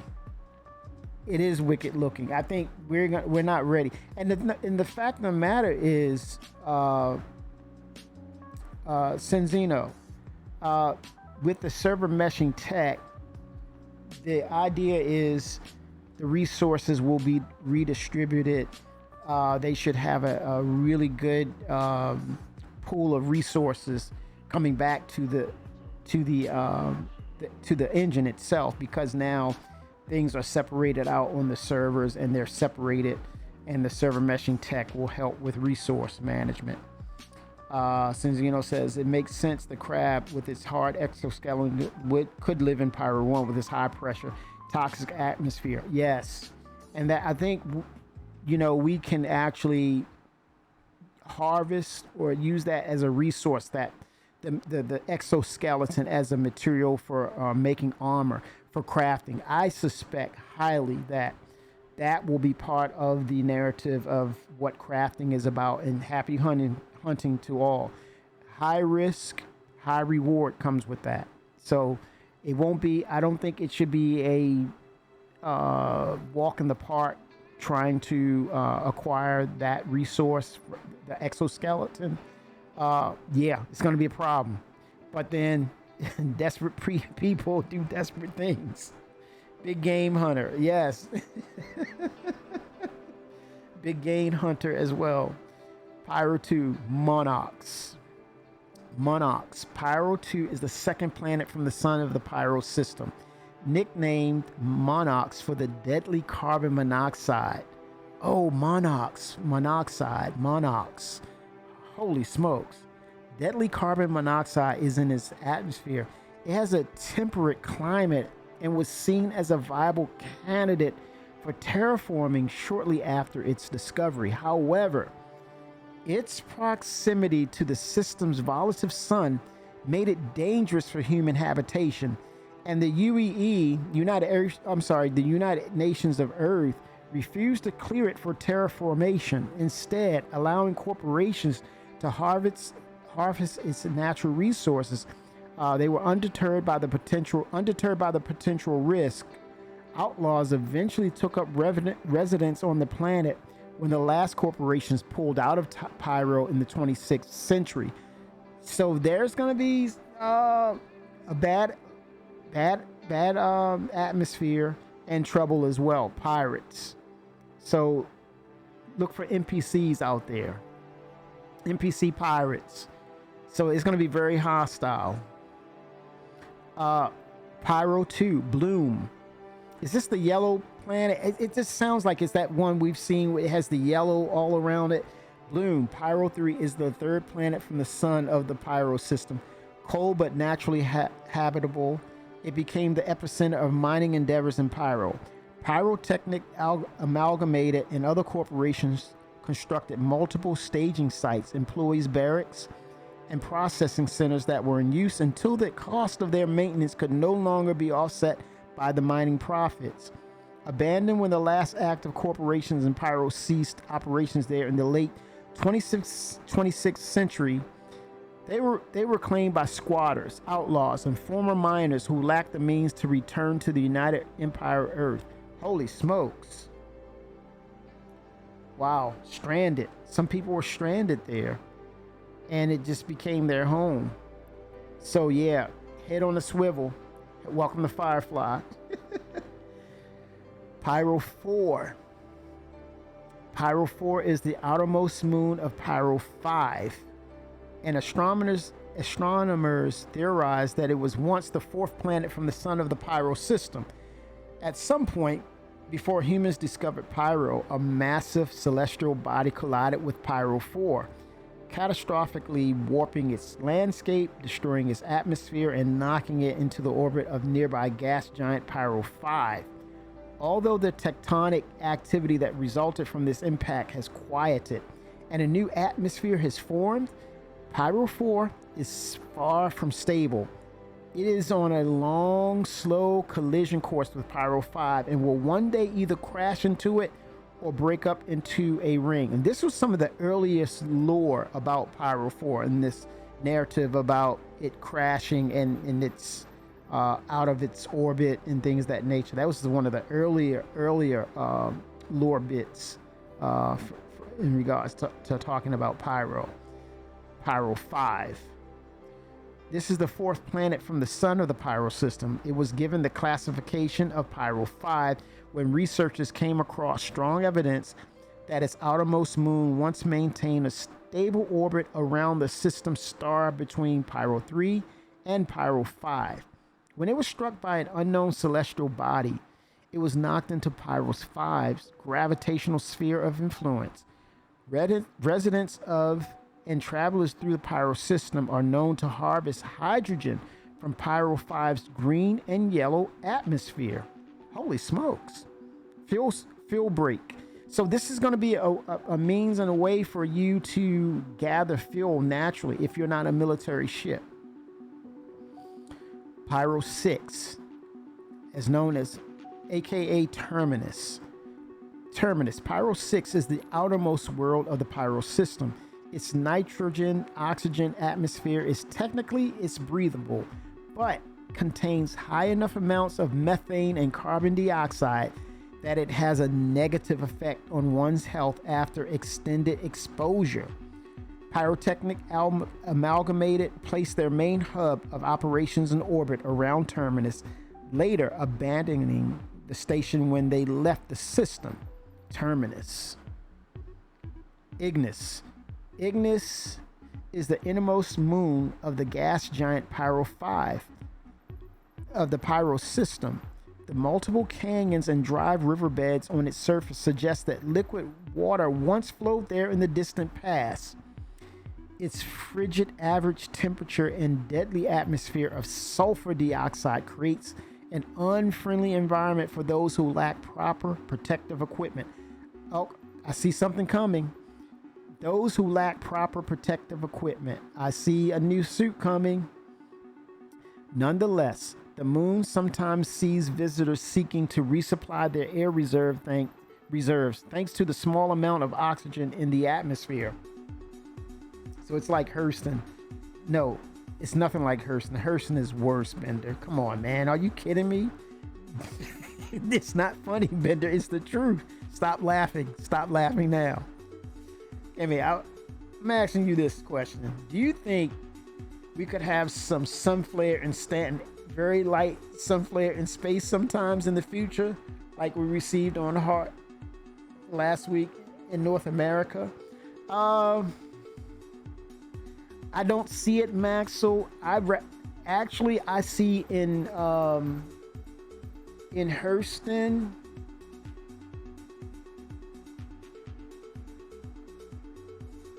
Oh, sun flares in space sometimes. Well, you're gonna get it in Pyro, right? In Stanton, no, I don't see that. I see them working on more weather. I think we might see weather come CitizenCon, where you have in Stanton and think of Bender. He brought this up too with Hurston, with Area 18. Area 18, you might see some rainy periods, right? They may give us rain, cloudiness, sunlight, more dynamic sunlight now that they're working with Vulcan and they're moving forward with the Planetary Tech Engine 5. So my predictions for Stanton would be rain in certain areas, more rain probably in Area 18, acid rain or more chemically compounded rain in Hurston, where you may have yourself sick when it rains there because of the toxins in the air. So you may not want to be standing out in the environment. It may even do some damage to your ships if you're on Hurston. So that's some of the things I'm seeing in the event of more weather and more environmental hazards or making weather more dynamic. Cloudiness in snow, more dynamic snow and wind in Microtech. I see that, especially with creatures being a part of the narrative.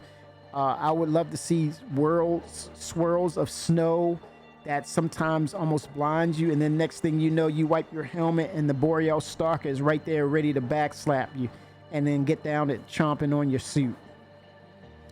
So yeah, dynamic weather, but I think with Pyro, it keeps it unique in the sense of the sun flares. There could be extreme heat, there could be summertime heat.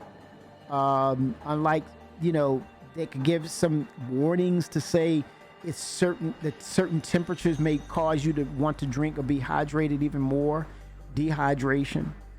So I see it to that point.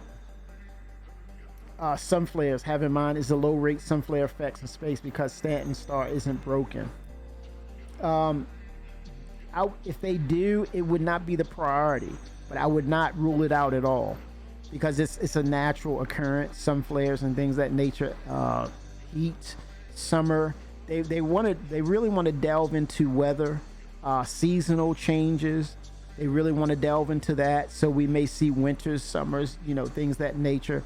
It all depends on what the resources they will have once they see what server meshing will provide. But I think first and foremost, they want server meshing to work as a standard. And then as the planetary tech team continues to reiterate, they're going to build on that. So I don't dismiss it at all. But at the same time, I think the priorities will be listed in a certain way that they want systems to stand apart from each other, not provide similarities, because they made the choice to really make Pyro stand apart from Stanton by having that particular solar flare where it's in your face and it's dynamic. So, but don't discount it. Vatra. This is the second moon from the gas giant Pyro 5 Pyro system. Its thick, high-pressure atmosphere of nitrogen and methane supports an ecosystem of plants that subsist on hydrocarbons instead of carbon dioxide. Interesting. Crafting, could we synthesize this? Could there be some minables and things that we can extract to make or synthesize medicinal medicines? I don't know. Some water is present on Vatra in the form of ice, but it is too cold on the surface for it to exist in a liquid state. Vatra is going to be interesting.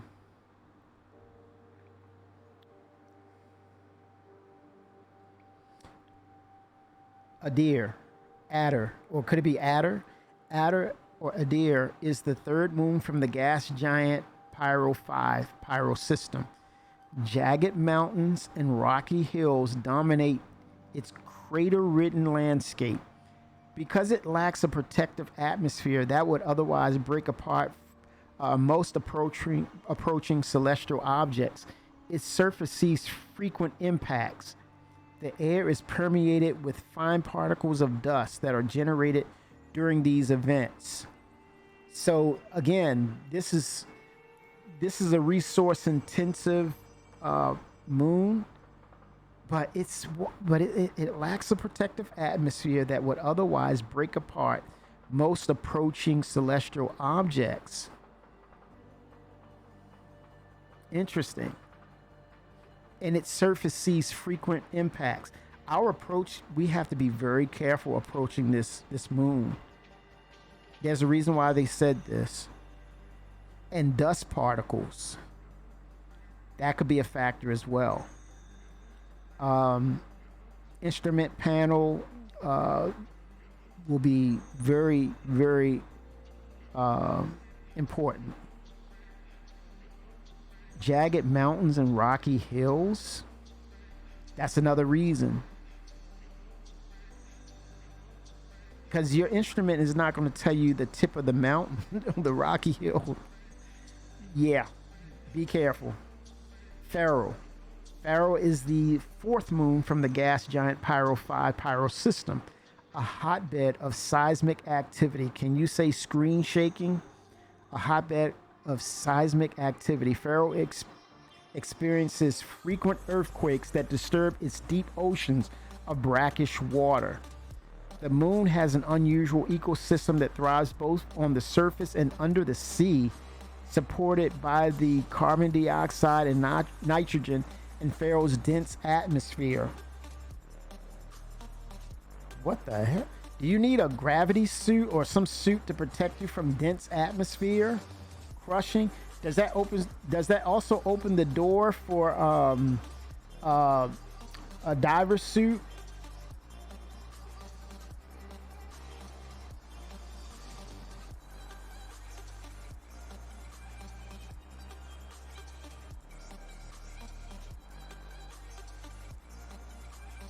I'm telling you, Pyro, they are making it.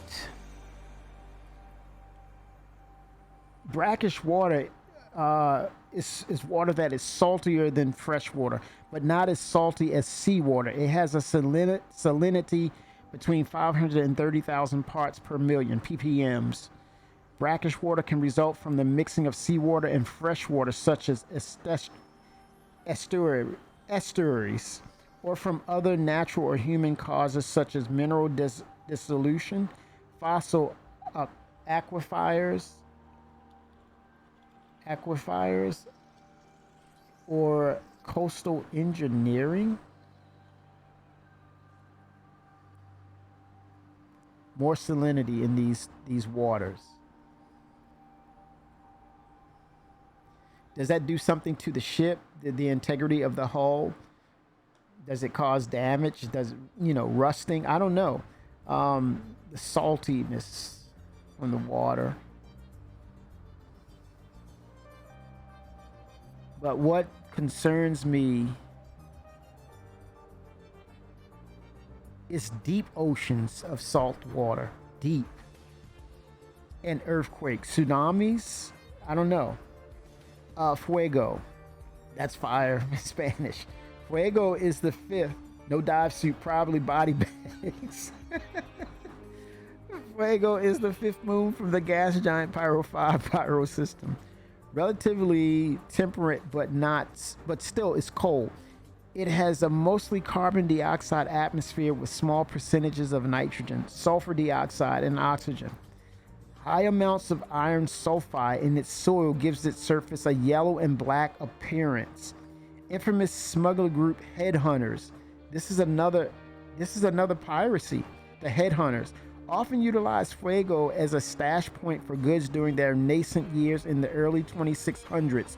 So you're gonna have to keep your head on the swivel flying around there. They're gonna protect these areas. This is their headquarters. This is where they frequent. This is their base of operations. And since they've been there since then, they're not going anywhere. Ver is the sixth moon from the gas giant Pyro 5 Pyro system. Thanks to an increased greenhouse effect in its dense carbon dioxide atmosphere, it is unusually warm for a moon so distant from its sun. Its carbon-rich soil supports forms of vegetation that utilize crystalline carbon in their base structures. Before the system was overtaken by outlaws in the early 27th century, these plants were a popular subject of research among botanists. There you go. There's your risk and reward right there. But risky for sure. Outlaws live there or frequent that area. And then we also have the Pyro space stations. Adding rundown rest stop stations to the Pyro system, which provide basic services such as repairs, sustenance, food, and commerce, trading. Outpost colonialism, a small home for AI to live and shelter. They consist of a central hub and a few optional internal and external modules. This is the first iteration of bases, having bases in game and its props. They provide the basic necessities to support a small group of people for an indefinite amount of time. And I would suspect if you live near or if you frequent these areas, maybe there's going to be mission givers to help provide resources, cargo running for the people that live here. Maybe there will be rewards for you down the road, or it builds your reputation for these outposts and these AI outposts here. To be continued. And jump points. This is a big one. Implementing the first jump point into the persistent universe, connecting the Stanton and Pyro systems together via the server meshing tech. This also includes necessary vehicle items and functionality. One of those items would be the jump drive. The jump points themselves and their inner tunnels will be part of the jump point. So finding the jump point through scanning, that's a vehicle item that's necessary for it. The jump drive, the fuel for the jump drive, will it stay quantanium or will it be a new fuel resource that we will need? Necessary, that could all fall under the necessary vehicle items. So you would see probably certain ships kind of highlight and shine above others in that regard. Hello, Anvil Carrick. Hello, Anvil Terrapin. These Pathfinder type ships, they will be at the forefront. Hopefully, John Crew and crew will keep this in the back of their minds when they're looking at jump points in general, and they look at certain ships in that regard, and go ahead and include them in the process as a priority, because there are certain ships that have items or tools that will help them find these jump points better than some other ships. And let's not forget the Odyssey as well. A few, one of the few in those different ships. Solar bursts.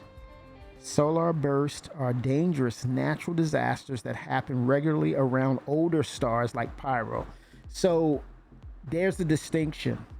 It's an older star. So I would say this is a generalization. I think this is what Maxwell was hitting on. And like I said, Maxwell, when you look at the comparables and you do understand and understand through Moby-Glass, as we get more systems in game, you kind of can rate and look at the different stars and based upon their ages, this is what's going to happen. So it's not just Pyro, it's other systems that have older stars. So that was a good point you brought up. It may not be Stanton, but it could very well be the other systems coming online, So yeah, solar bursts are dangerous natural disasters that happen regularly around older stars like Pyro. In these instances, the sun erupts with a high energy particle wave generated from off its surface, traveling at 15% the speed of light throughout the entire star system. This dangerous high energy particle wave can be avoided by hiding behind other objects that are big enough. Life support. multi-crew ships, implementing the first iteration of onboard life support systems in ships. I think this should go beyond ships, CIG. I would say make life support a building block, because even as a pirate, I don't care, you're a miner or in your industry, whatever, you may want to settle on a planet that doesn't have atmosphere. So in the narrative of life support, look at it holistically. Life support is any item or device that provides the air quality, the environment that's breathable. And that means whether it's your hab, whether it's a ship, it's a life support system. The life support systems in ships, which entails a ship component that generates breathable gas when turned on, and management of said life support component within the vehicle loadout manager. This should be universal, CIG. Not to say that you haven't thought of it, but I'm thinking building blocks here. If you create this system and it's supportive, it works the way it should, then that building block easily translates and carries over to HABs to be able to settle on planets that do not have an atmosphere, which would be a requirement or prerequisite for your HAB. Pyro system is dangerous sunflare because these come from the core of the star. Holy smokes. Yeah, they're really going to the extent to really showcase that this system is very, very alien in nature, and they really want to translate that in what they're talking about. And once we see it in its full concept as we play it out, I think they're gonna broadcast that, translate and communicate that very well. Engineering allows players to manage, maintain, and repair various ship systems. Again, CIG, this translates very well to all disciplines of engineering, whether it's on a ship as well as your HAB. Players maintain, manage, and repair various systems. Players can assume different roles that each provide a unique gameplay loop. With engineering gameplay, players have to contend with item degradation, malfunctions, as well as power management. That's across the whole board. If you get you have a working system and you have to manage and take care of it, it's across the board. Charge drain. Adding the ability for players to drain, store, and charge objects with power using the multi-tool. This includes the ability to overcharge objects and also remove distortion damage.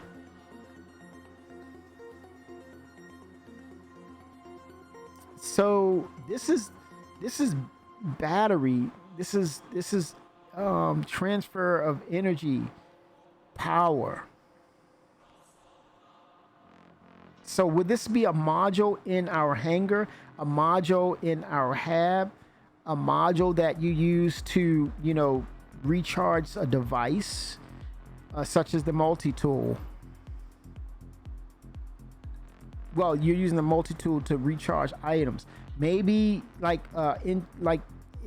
ties in with the engineering system, life support, things of that nature. It's going to be interesting how this will play out, where we maintain and check systems and repair and things of that nature. Once it's repaired, you drain it, you charge it, drain it, then you have to fix it, then charge it back up. Who knows? It's gonna be some hands-on interactions with that for sure. Multi-tool updates, raising the multi-tool up to the standard from Squadron 42 with additional functionality like cutting for specific scenarios, repair, and updates like improved handling, integrated UI, and the use of batteries to operate it. We already have a placeholder, well, not a placeholder, a feature. We have a battery out there, right? But it's not working yet. So here it comes. And then the cutting, where the multi-tool has a cutting bit, maybe cutting through a door, a ship jacker, I don't know. Once you have a ship that is what is it, paralyzed. You took out its engines and you're trying to get through the door, or maybe you cut the panel and then the door is open. You can open the door and cut the control panel, the multi-tool. I don't know. It's going to be interesting though. Fire hazard. Implementing the fire hazard system, which tracks fire and temperature on static and dynamic objects. For the initial release, fire will be set up on a select few vehicles. I would say with fire hazard, please, CIG, give us the flying squirrel suit or the glider where we can eject. If especially for the single-seated ships, we need an ejection system. And if you're in atmosphere, we need the ejection system with a gliding system where we can glide like a parachute almost to safety. Whereas we don't want to go out in the blaze of glory like that, CIG. That one we don't have to. Again, I'm thinking holistically here. I'm thinking big picture. I'm thinking closing the loop on the gameplay here. With fire hazards, especially with single-seated ships, we need a suit that have the capability as we eject. It has gliding capabilities, where it's not, well, the ship's on fire, I'm gonna jump, that's it, I'm done. I would love to see that. Fire extinguisher. All tasks required to implement functioning fire extinguishers in game. This feature will work alongside the fire hazard system. Here we go. Now, would that mean for single-seated ships that you get to the ground and then not so much for space? I don't know. I'm curious how that's going to work in space. A fire extinguisher in space. I don't know. Maybe like VTOLs, and it brings in, it vents. So if you hit a VTOL button in space, then it vents. If you have exterior fire, I don't know, from the inside, it's working its way. I don't know. VTOL is probably maybe have that as a dual situation where when you hit the VTOL button for your single-seated ship, it vents, which will distinguish fire. I mean, that's me thinking of a way of, because it would be weird to see a fire of a ship in space. I think it applies in the atmosphere. MFD rework and new displays. Rebuilding ship multifunction displays and building blocks, including new designs, functionality, and customization options. This update also includes a select number of updated ship HUDs, giving greater visibility, as well as a manufacturer-based visual overhaul. I think this is far-reaching here too, because I think it also applies to the systems that you're in for multi-crew. Imagine what modularity is. This will possibly be modularity for your MFDs, your multifunction displays. If you're assigned to scanning, maybe you can sit in any seat. Maybe you're assigned to engineering, you can pull up the engineering MFD, or you can pull up the scanning MFD. I could be totally wrong, but it's just me speculating what that means as far as you're saying that customization at that as an option. Your captain will assign you your MFD. You're in scanning, you're in navigation, you're in engineering, you're in medical, and he'll assign it thus. So wherever you are, you may have that access to that. Or maybe as a captain, he has editing rights where he can actually pull up those MFDs and see as well, to see where trouble is on his ship, his or her ship. So we don't know. The quasi-grazer. These large, warm-blooded herd animals were originally discovered on the vast plains of Quasi on Terra, most notable for their unusual method of carrying their eggs on their underside. The quasi-grazer has become one of the standard seed animals, and there can be commonly found on most terraformed planets in the United Earth Empire. Again, we're getting more creatures. Get your Whammer burgers. Get your Whammer burgers and eggs if it's for breakfast. Additional player customization.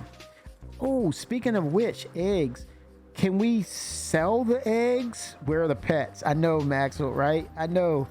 Can we get the eggs and then grow them and you have the quasi grazer as a pet? I don't know. You grow it, I don't know. Additional player customization. Following the release of the new character customizer in Alpha 3.23, this update adds additional hair and facial options as well as face piercing. CIG, I have wispy eyebrows. I need wispier eyebrows, please.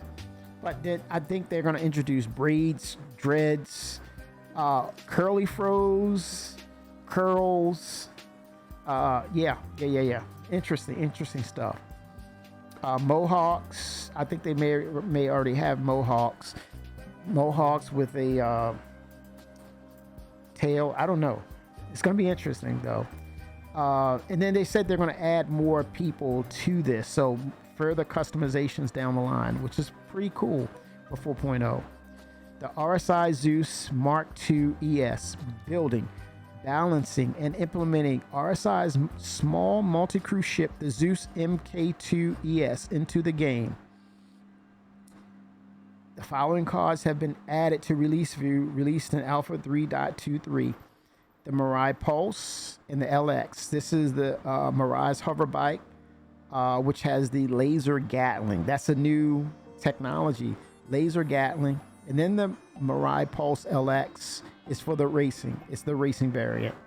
Waka is showing up in SC testing chat. Here we go. The following cards have passed their final review for Alpha 3.231. Therefore, we are toggling their status to committed, which will be the Aegis. The Aegis Retaliator Gold Standard, updating the Aegis Retaliator to Gold Standard, including the introduction of modular rooms. The torpedo and cargo rooms will be available in this initial release, with more to come in the future. And vehicle modularity, implementing the ability to swap modular sections of certain vehicles to change their function. This initial release contains the torpedo and cargo room modules for the Aegis Retaliator, with additional modules and vehicles to be added in the future. This is far-reaching, everybody. This is a big deal. The modularity system will reach so many other ships. Specifically, most recently, they were showing us the Galaxy, where right now they were selling. Well, at this moment they were selling the cargo version. They were selling the cargo, the medical, and the refinery for the Galaxy, the RSI Galaxy.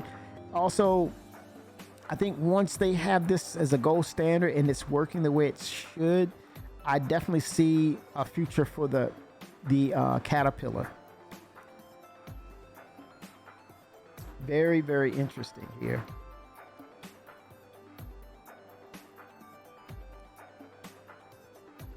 And this is the release view. There we go. Man, look at this. Character customization. Pyro is gonna be huge, man. They were not playing around. Look at that. Pyro 1, 2, 3, 4, 5, 6. Then the moons, Ignis. The jump points. Outposts. Space stations. Ver, another moon. Fuego, another moon. Pharaoh. Adder, another moon. Batra. Then AI, the quasi grazer. That's going to be NPC. It's going to have behavior. Gameplay, fire hazard, engineering, life support, solar burst. There it is. Ships and vehicles, the Zeus Mark II ES. This is ready for Pyro. It's going to go out in Pyro. Building, balancing, and implementing RSI small multi-crew ship, the Zeus, into the game. That's a pretty ship, man. It's a pretty ship. MFD rework. Multi-tool update. Charge drain, adding functionality to the multi-tool to allow draining and charging power to objects. So you might have to power something up to get it going, to figure out to get operation in something like an abandoned system or something you're looking for a mission giver. I can see that working. Fire extinguisher, and one of my favorites, Cortec. Transit system refactor, reworking the transit system for server meshing compatibility. Mission refactor, and this is the big ticket item, the implementation. The initial implementation of server meshing enables multiple servers per shard to improve load distribution and facilitates navigation between systems. I'm going to say systems because I don't think they're stopping. We know they're not stopping at Pyro. But sooner than later, right? It is this is coming sooner than later. And let's say it's September. It can easily go into Pyro due to unforeseen things. I'm fine with that. But the fact of the matter is it's on the roadmap, everyone. It's there. So personal instant hangers, give hangers, Shimpasta. Creature hunting. So that's one we're waiting on. That's probably right after 3.2. It's probably going to be 3.23.2 potentially. Somewhere before, it's going to come before 4.0. We know that. But yeah, personal instant hangers, item banks, and what else? The cargo hauling. New hauling missions send players to pick up and transport cargo utilizing the new freight platforms. And I think this is going to tie into the server meshing where it's going to be far reaching. This is tier 0 right here. A dynamic event that should be happening real soon. A new dynamic event where players defend shipments of Quantanium from non-tails piracy. That's probably going to happen on the Invictus. So that's boom. Get ready. And I think we're also going to get the improved EVA, which I don't see here yet, right? Where you're walking with your hands, or is that already in? The hand walking. I don't know if that's in. This might be. Yeah, you're using the G push pull with the multi-tool, but yeah, it's the hand walking too. That's probably going to be the 3.2 after Invictus that we'll see on the next update with the hangar stuff for sure. Freight elevators, that's a big deal. Implementation of systems and content for players to physically load and unload cargo to and from their ships. Pulse is there. We're committed on the modularity. We're committed on the retaliator. Look out, here comes the sails. Master modes. Vehicle team, keep working on it, man. You're gonna dial it in. Get it dialed in. Look at it. My only opinion is look at the entirety of how ships handle, from the single seat all the way up to the multi-crew / capital size ships, and then just dial it in. That's my take on it. Replication layer is already a thing. We are good.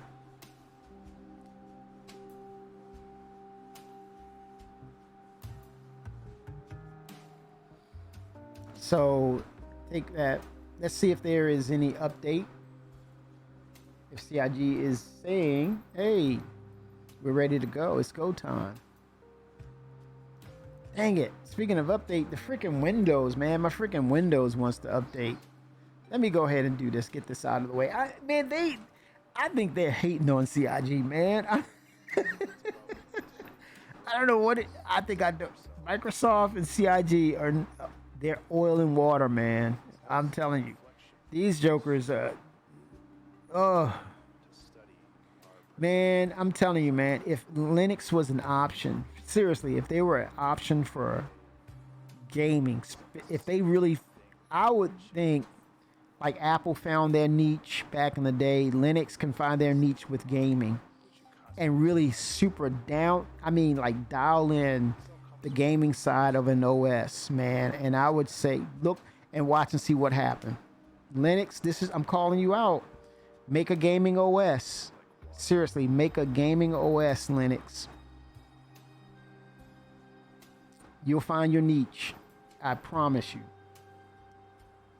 I promise you, Linux. You will find your niche.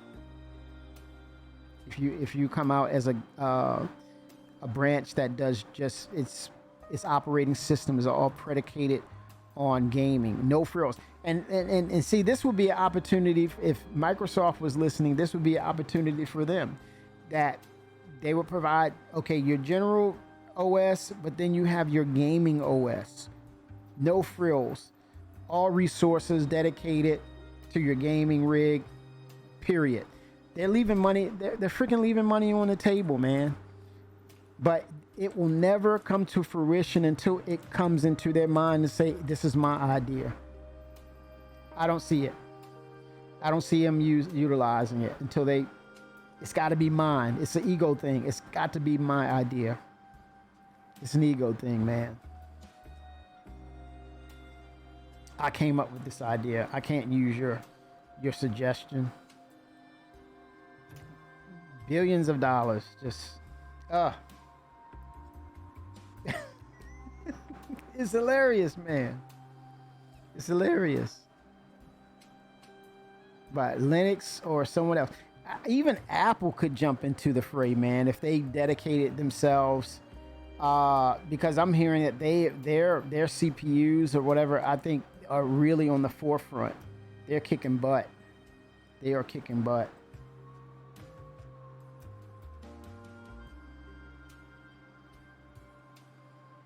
Okay, so nothing new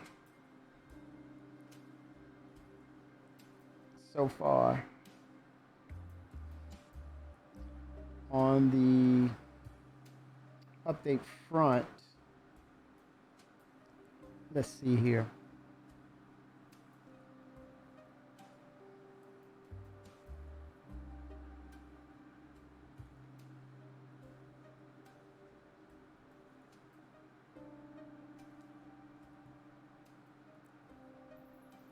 Let's see. If there's any messages out there.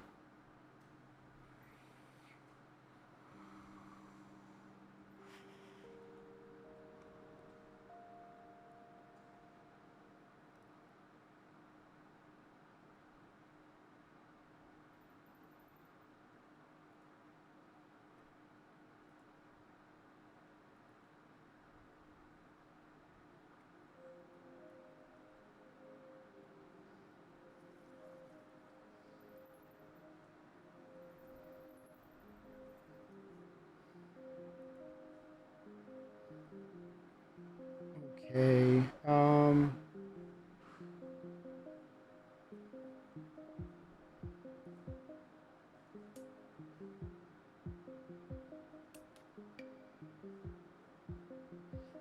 I wonder if the patch will be 9.17.8250.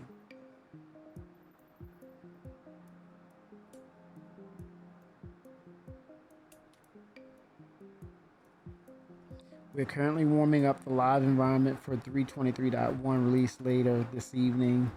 We have a new, more robust entitlement service starting today that should work to hold on to in-game purchases made right before a new release.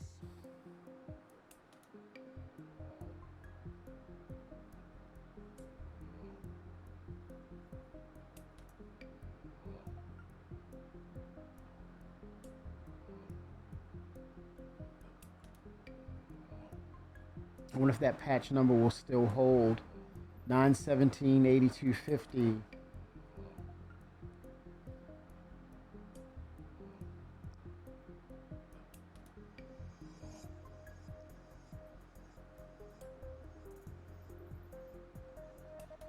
A lot of bug fixes. Argo Mole, Rock PU, Vehicle UI, Vehicle HUD, Mining Mode UI has a variety of defects obstructing gameplay.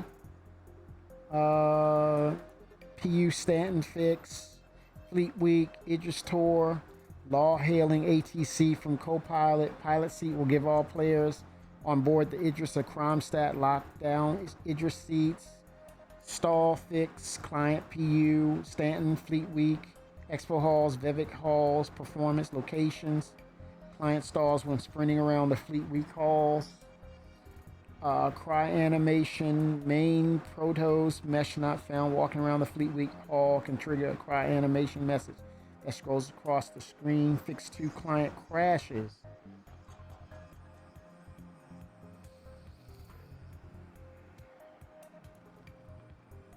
Yeah, we're on patch watch.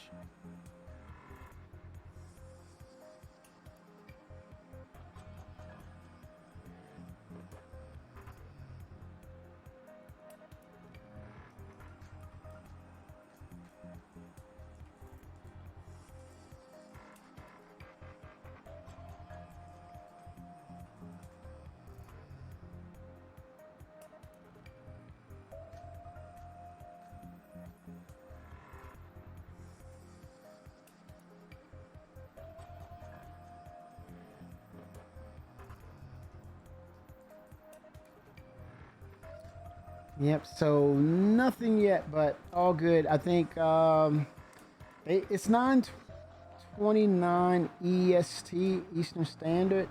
Um, they'll be fine. They have time. Uh,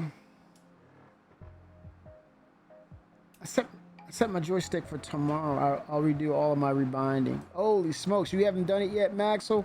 Oh, chop, chop, chop, man. You better get it ready.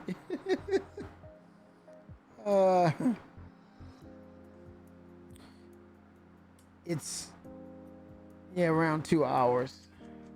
Yeah, yeah, rebinding is going to be a big deal. There's a lot of changes.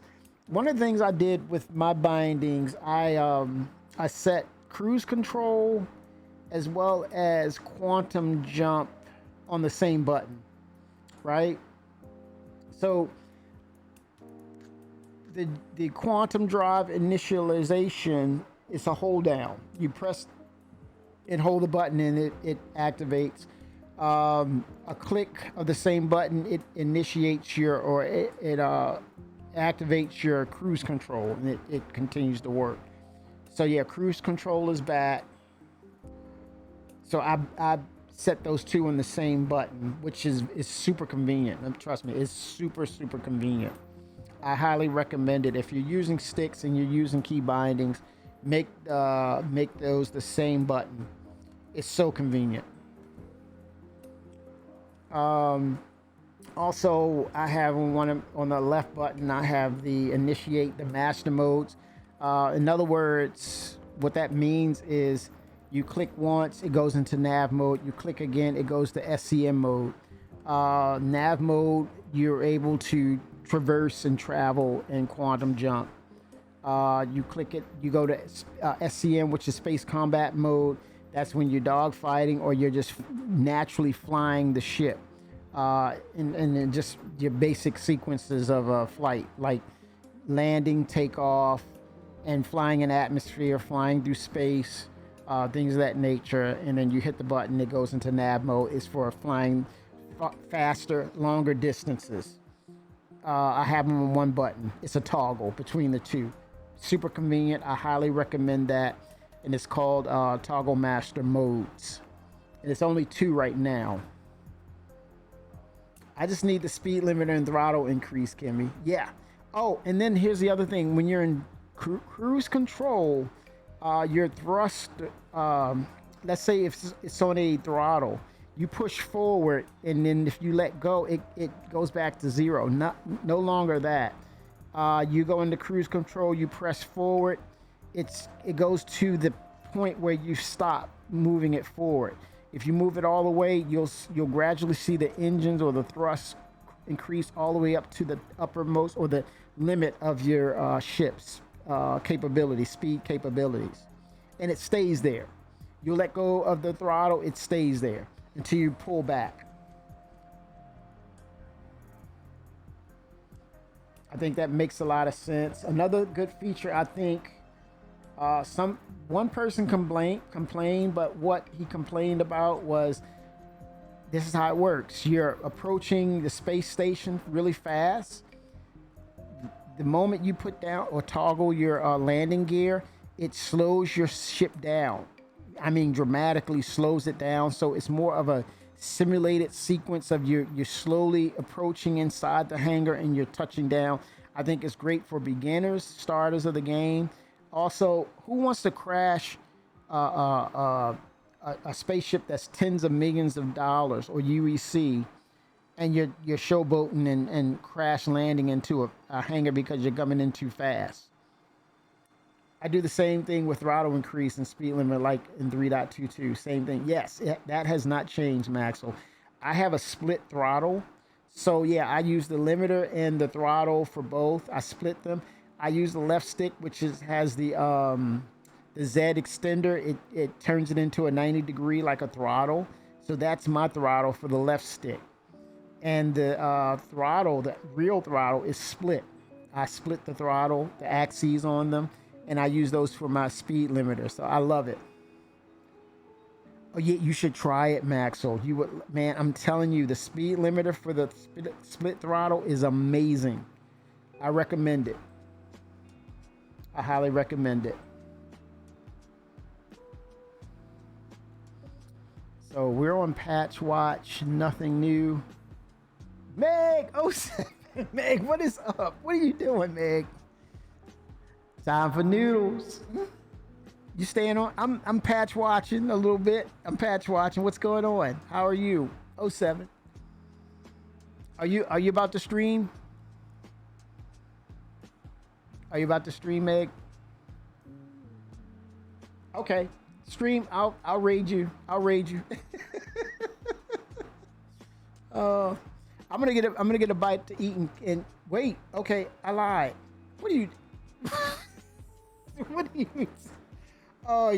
Oh my gosh.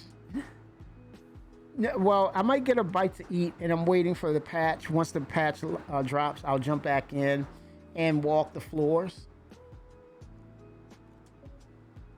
No, don't raid me. I'm gonna step off and get something to eat. Are you streaming? I didn't know you were streaming. What was? Wait a minute, I missed your stream. What the heck are you doing? It's tonight, Maxwell. Right back at you, Meg. Hearts back at you. Say hello to Kai.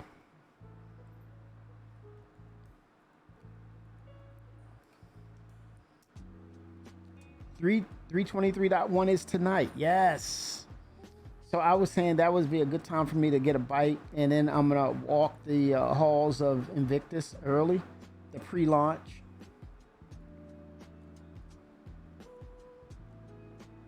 And I can come back. Let me see. Let's do a double raid on somebody. I have time to get a shower and get on Discord.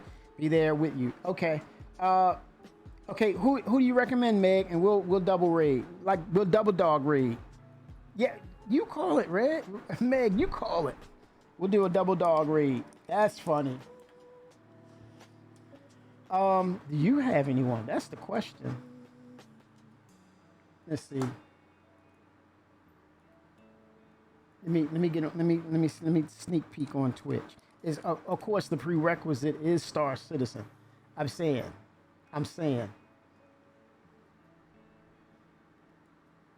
Okay, let's see. You know what? The ladies of Star Citizen has been so incredible. What about Citizen Her? How about that? Citizen Her. Let's celebrate the women of Star Citizen because they've been bosses, man, in this game. Really, they have. Citizen Her? Okay. Double dog raid. And I'm going to be back. I'm going to get a bite to eat. And as soon as Waka say we're good to go, I'm jumping back on.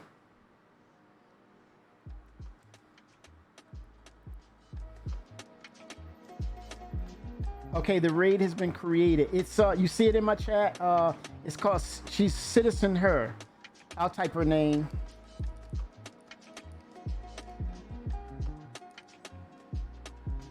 That's her.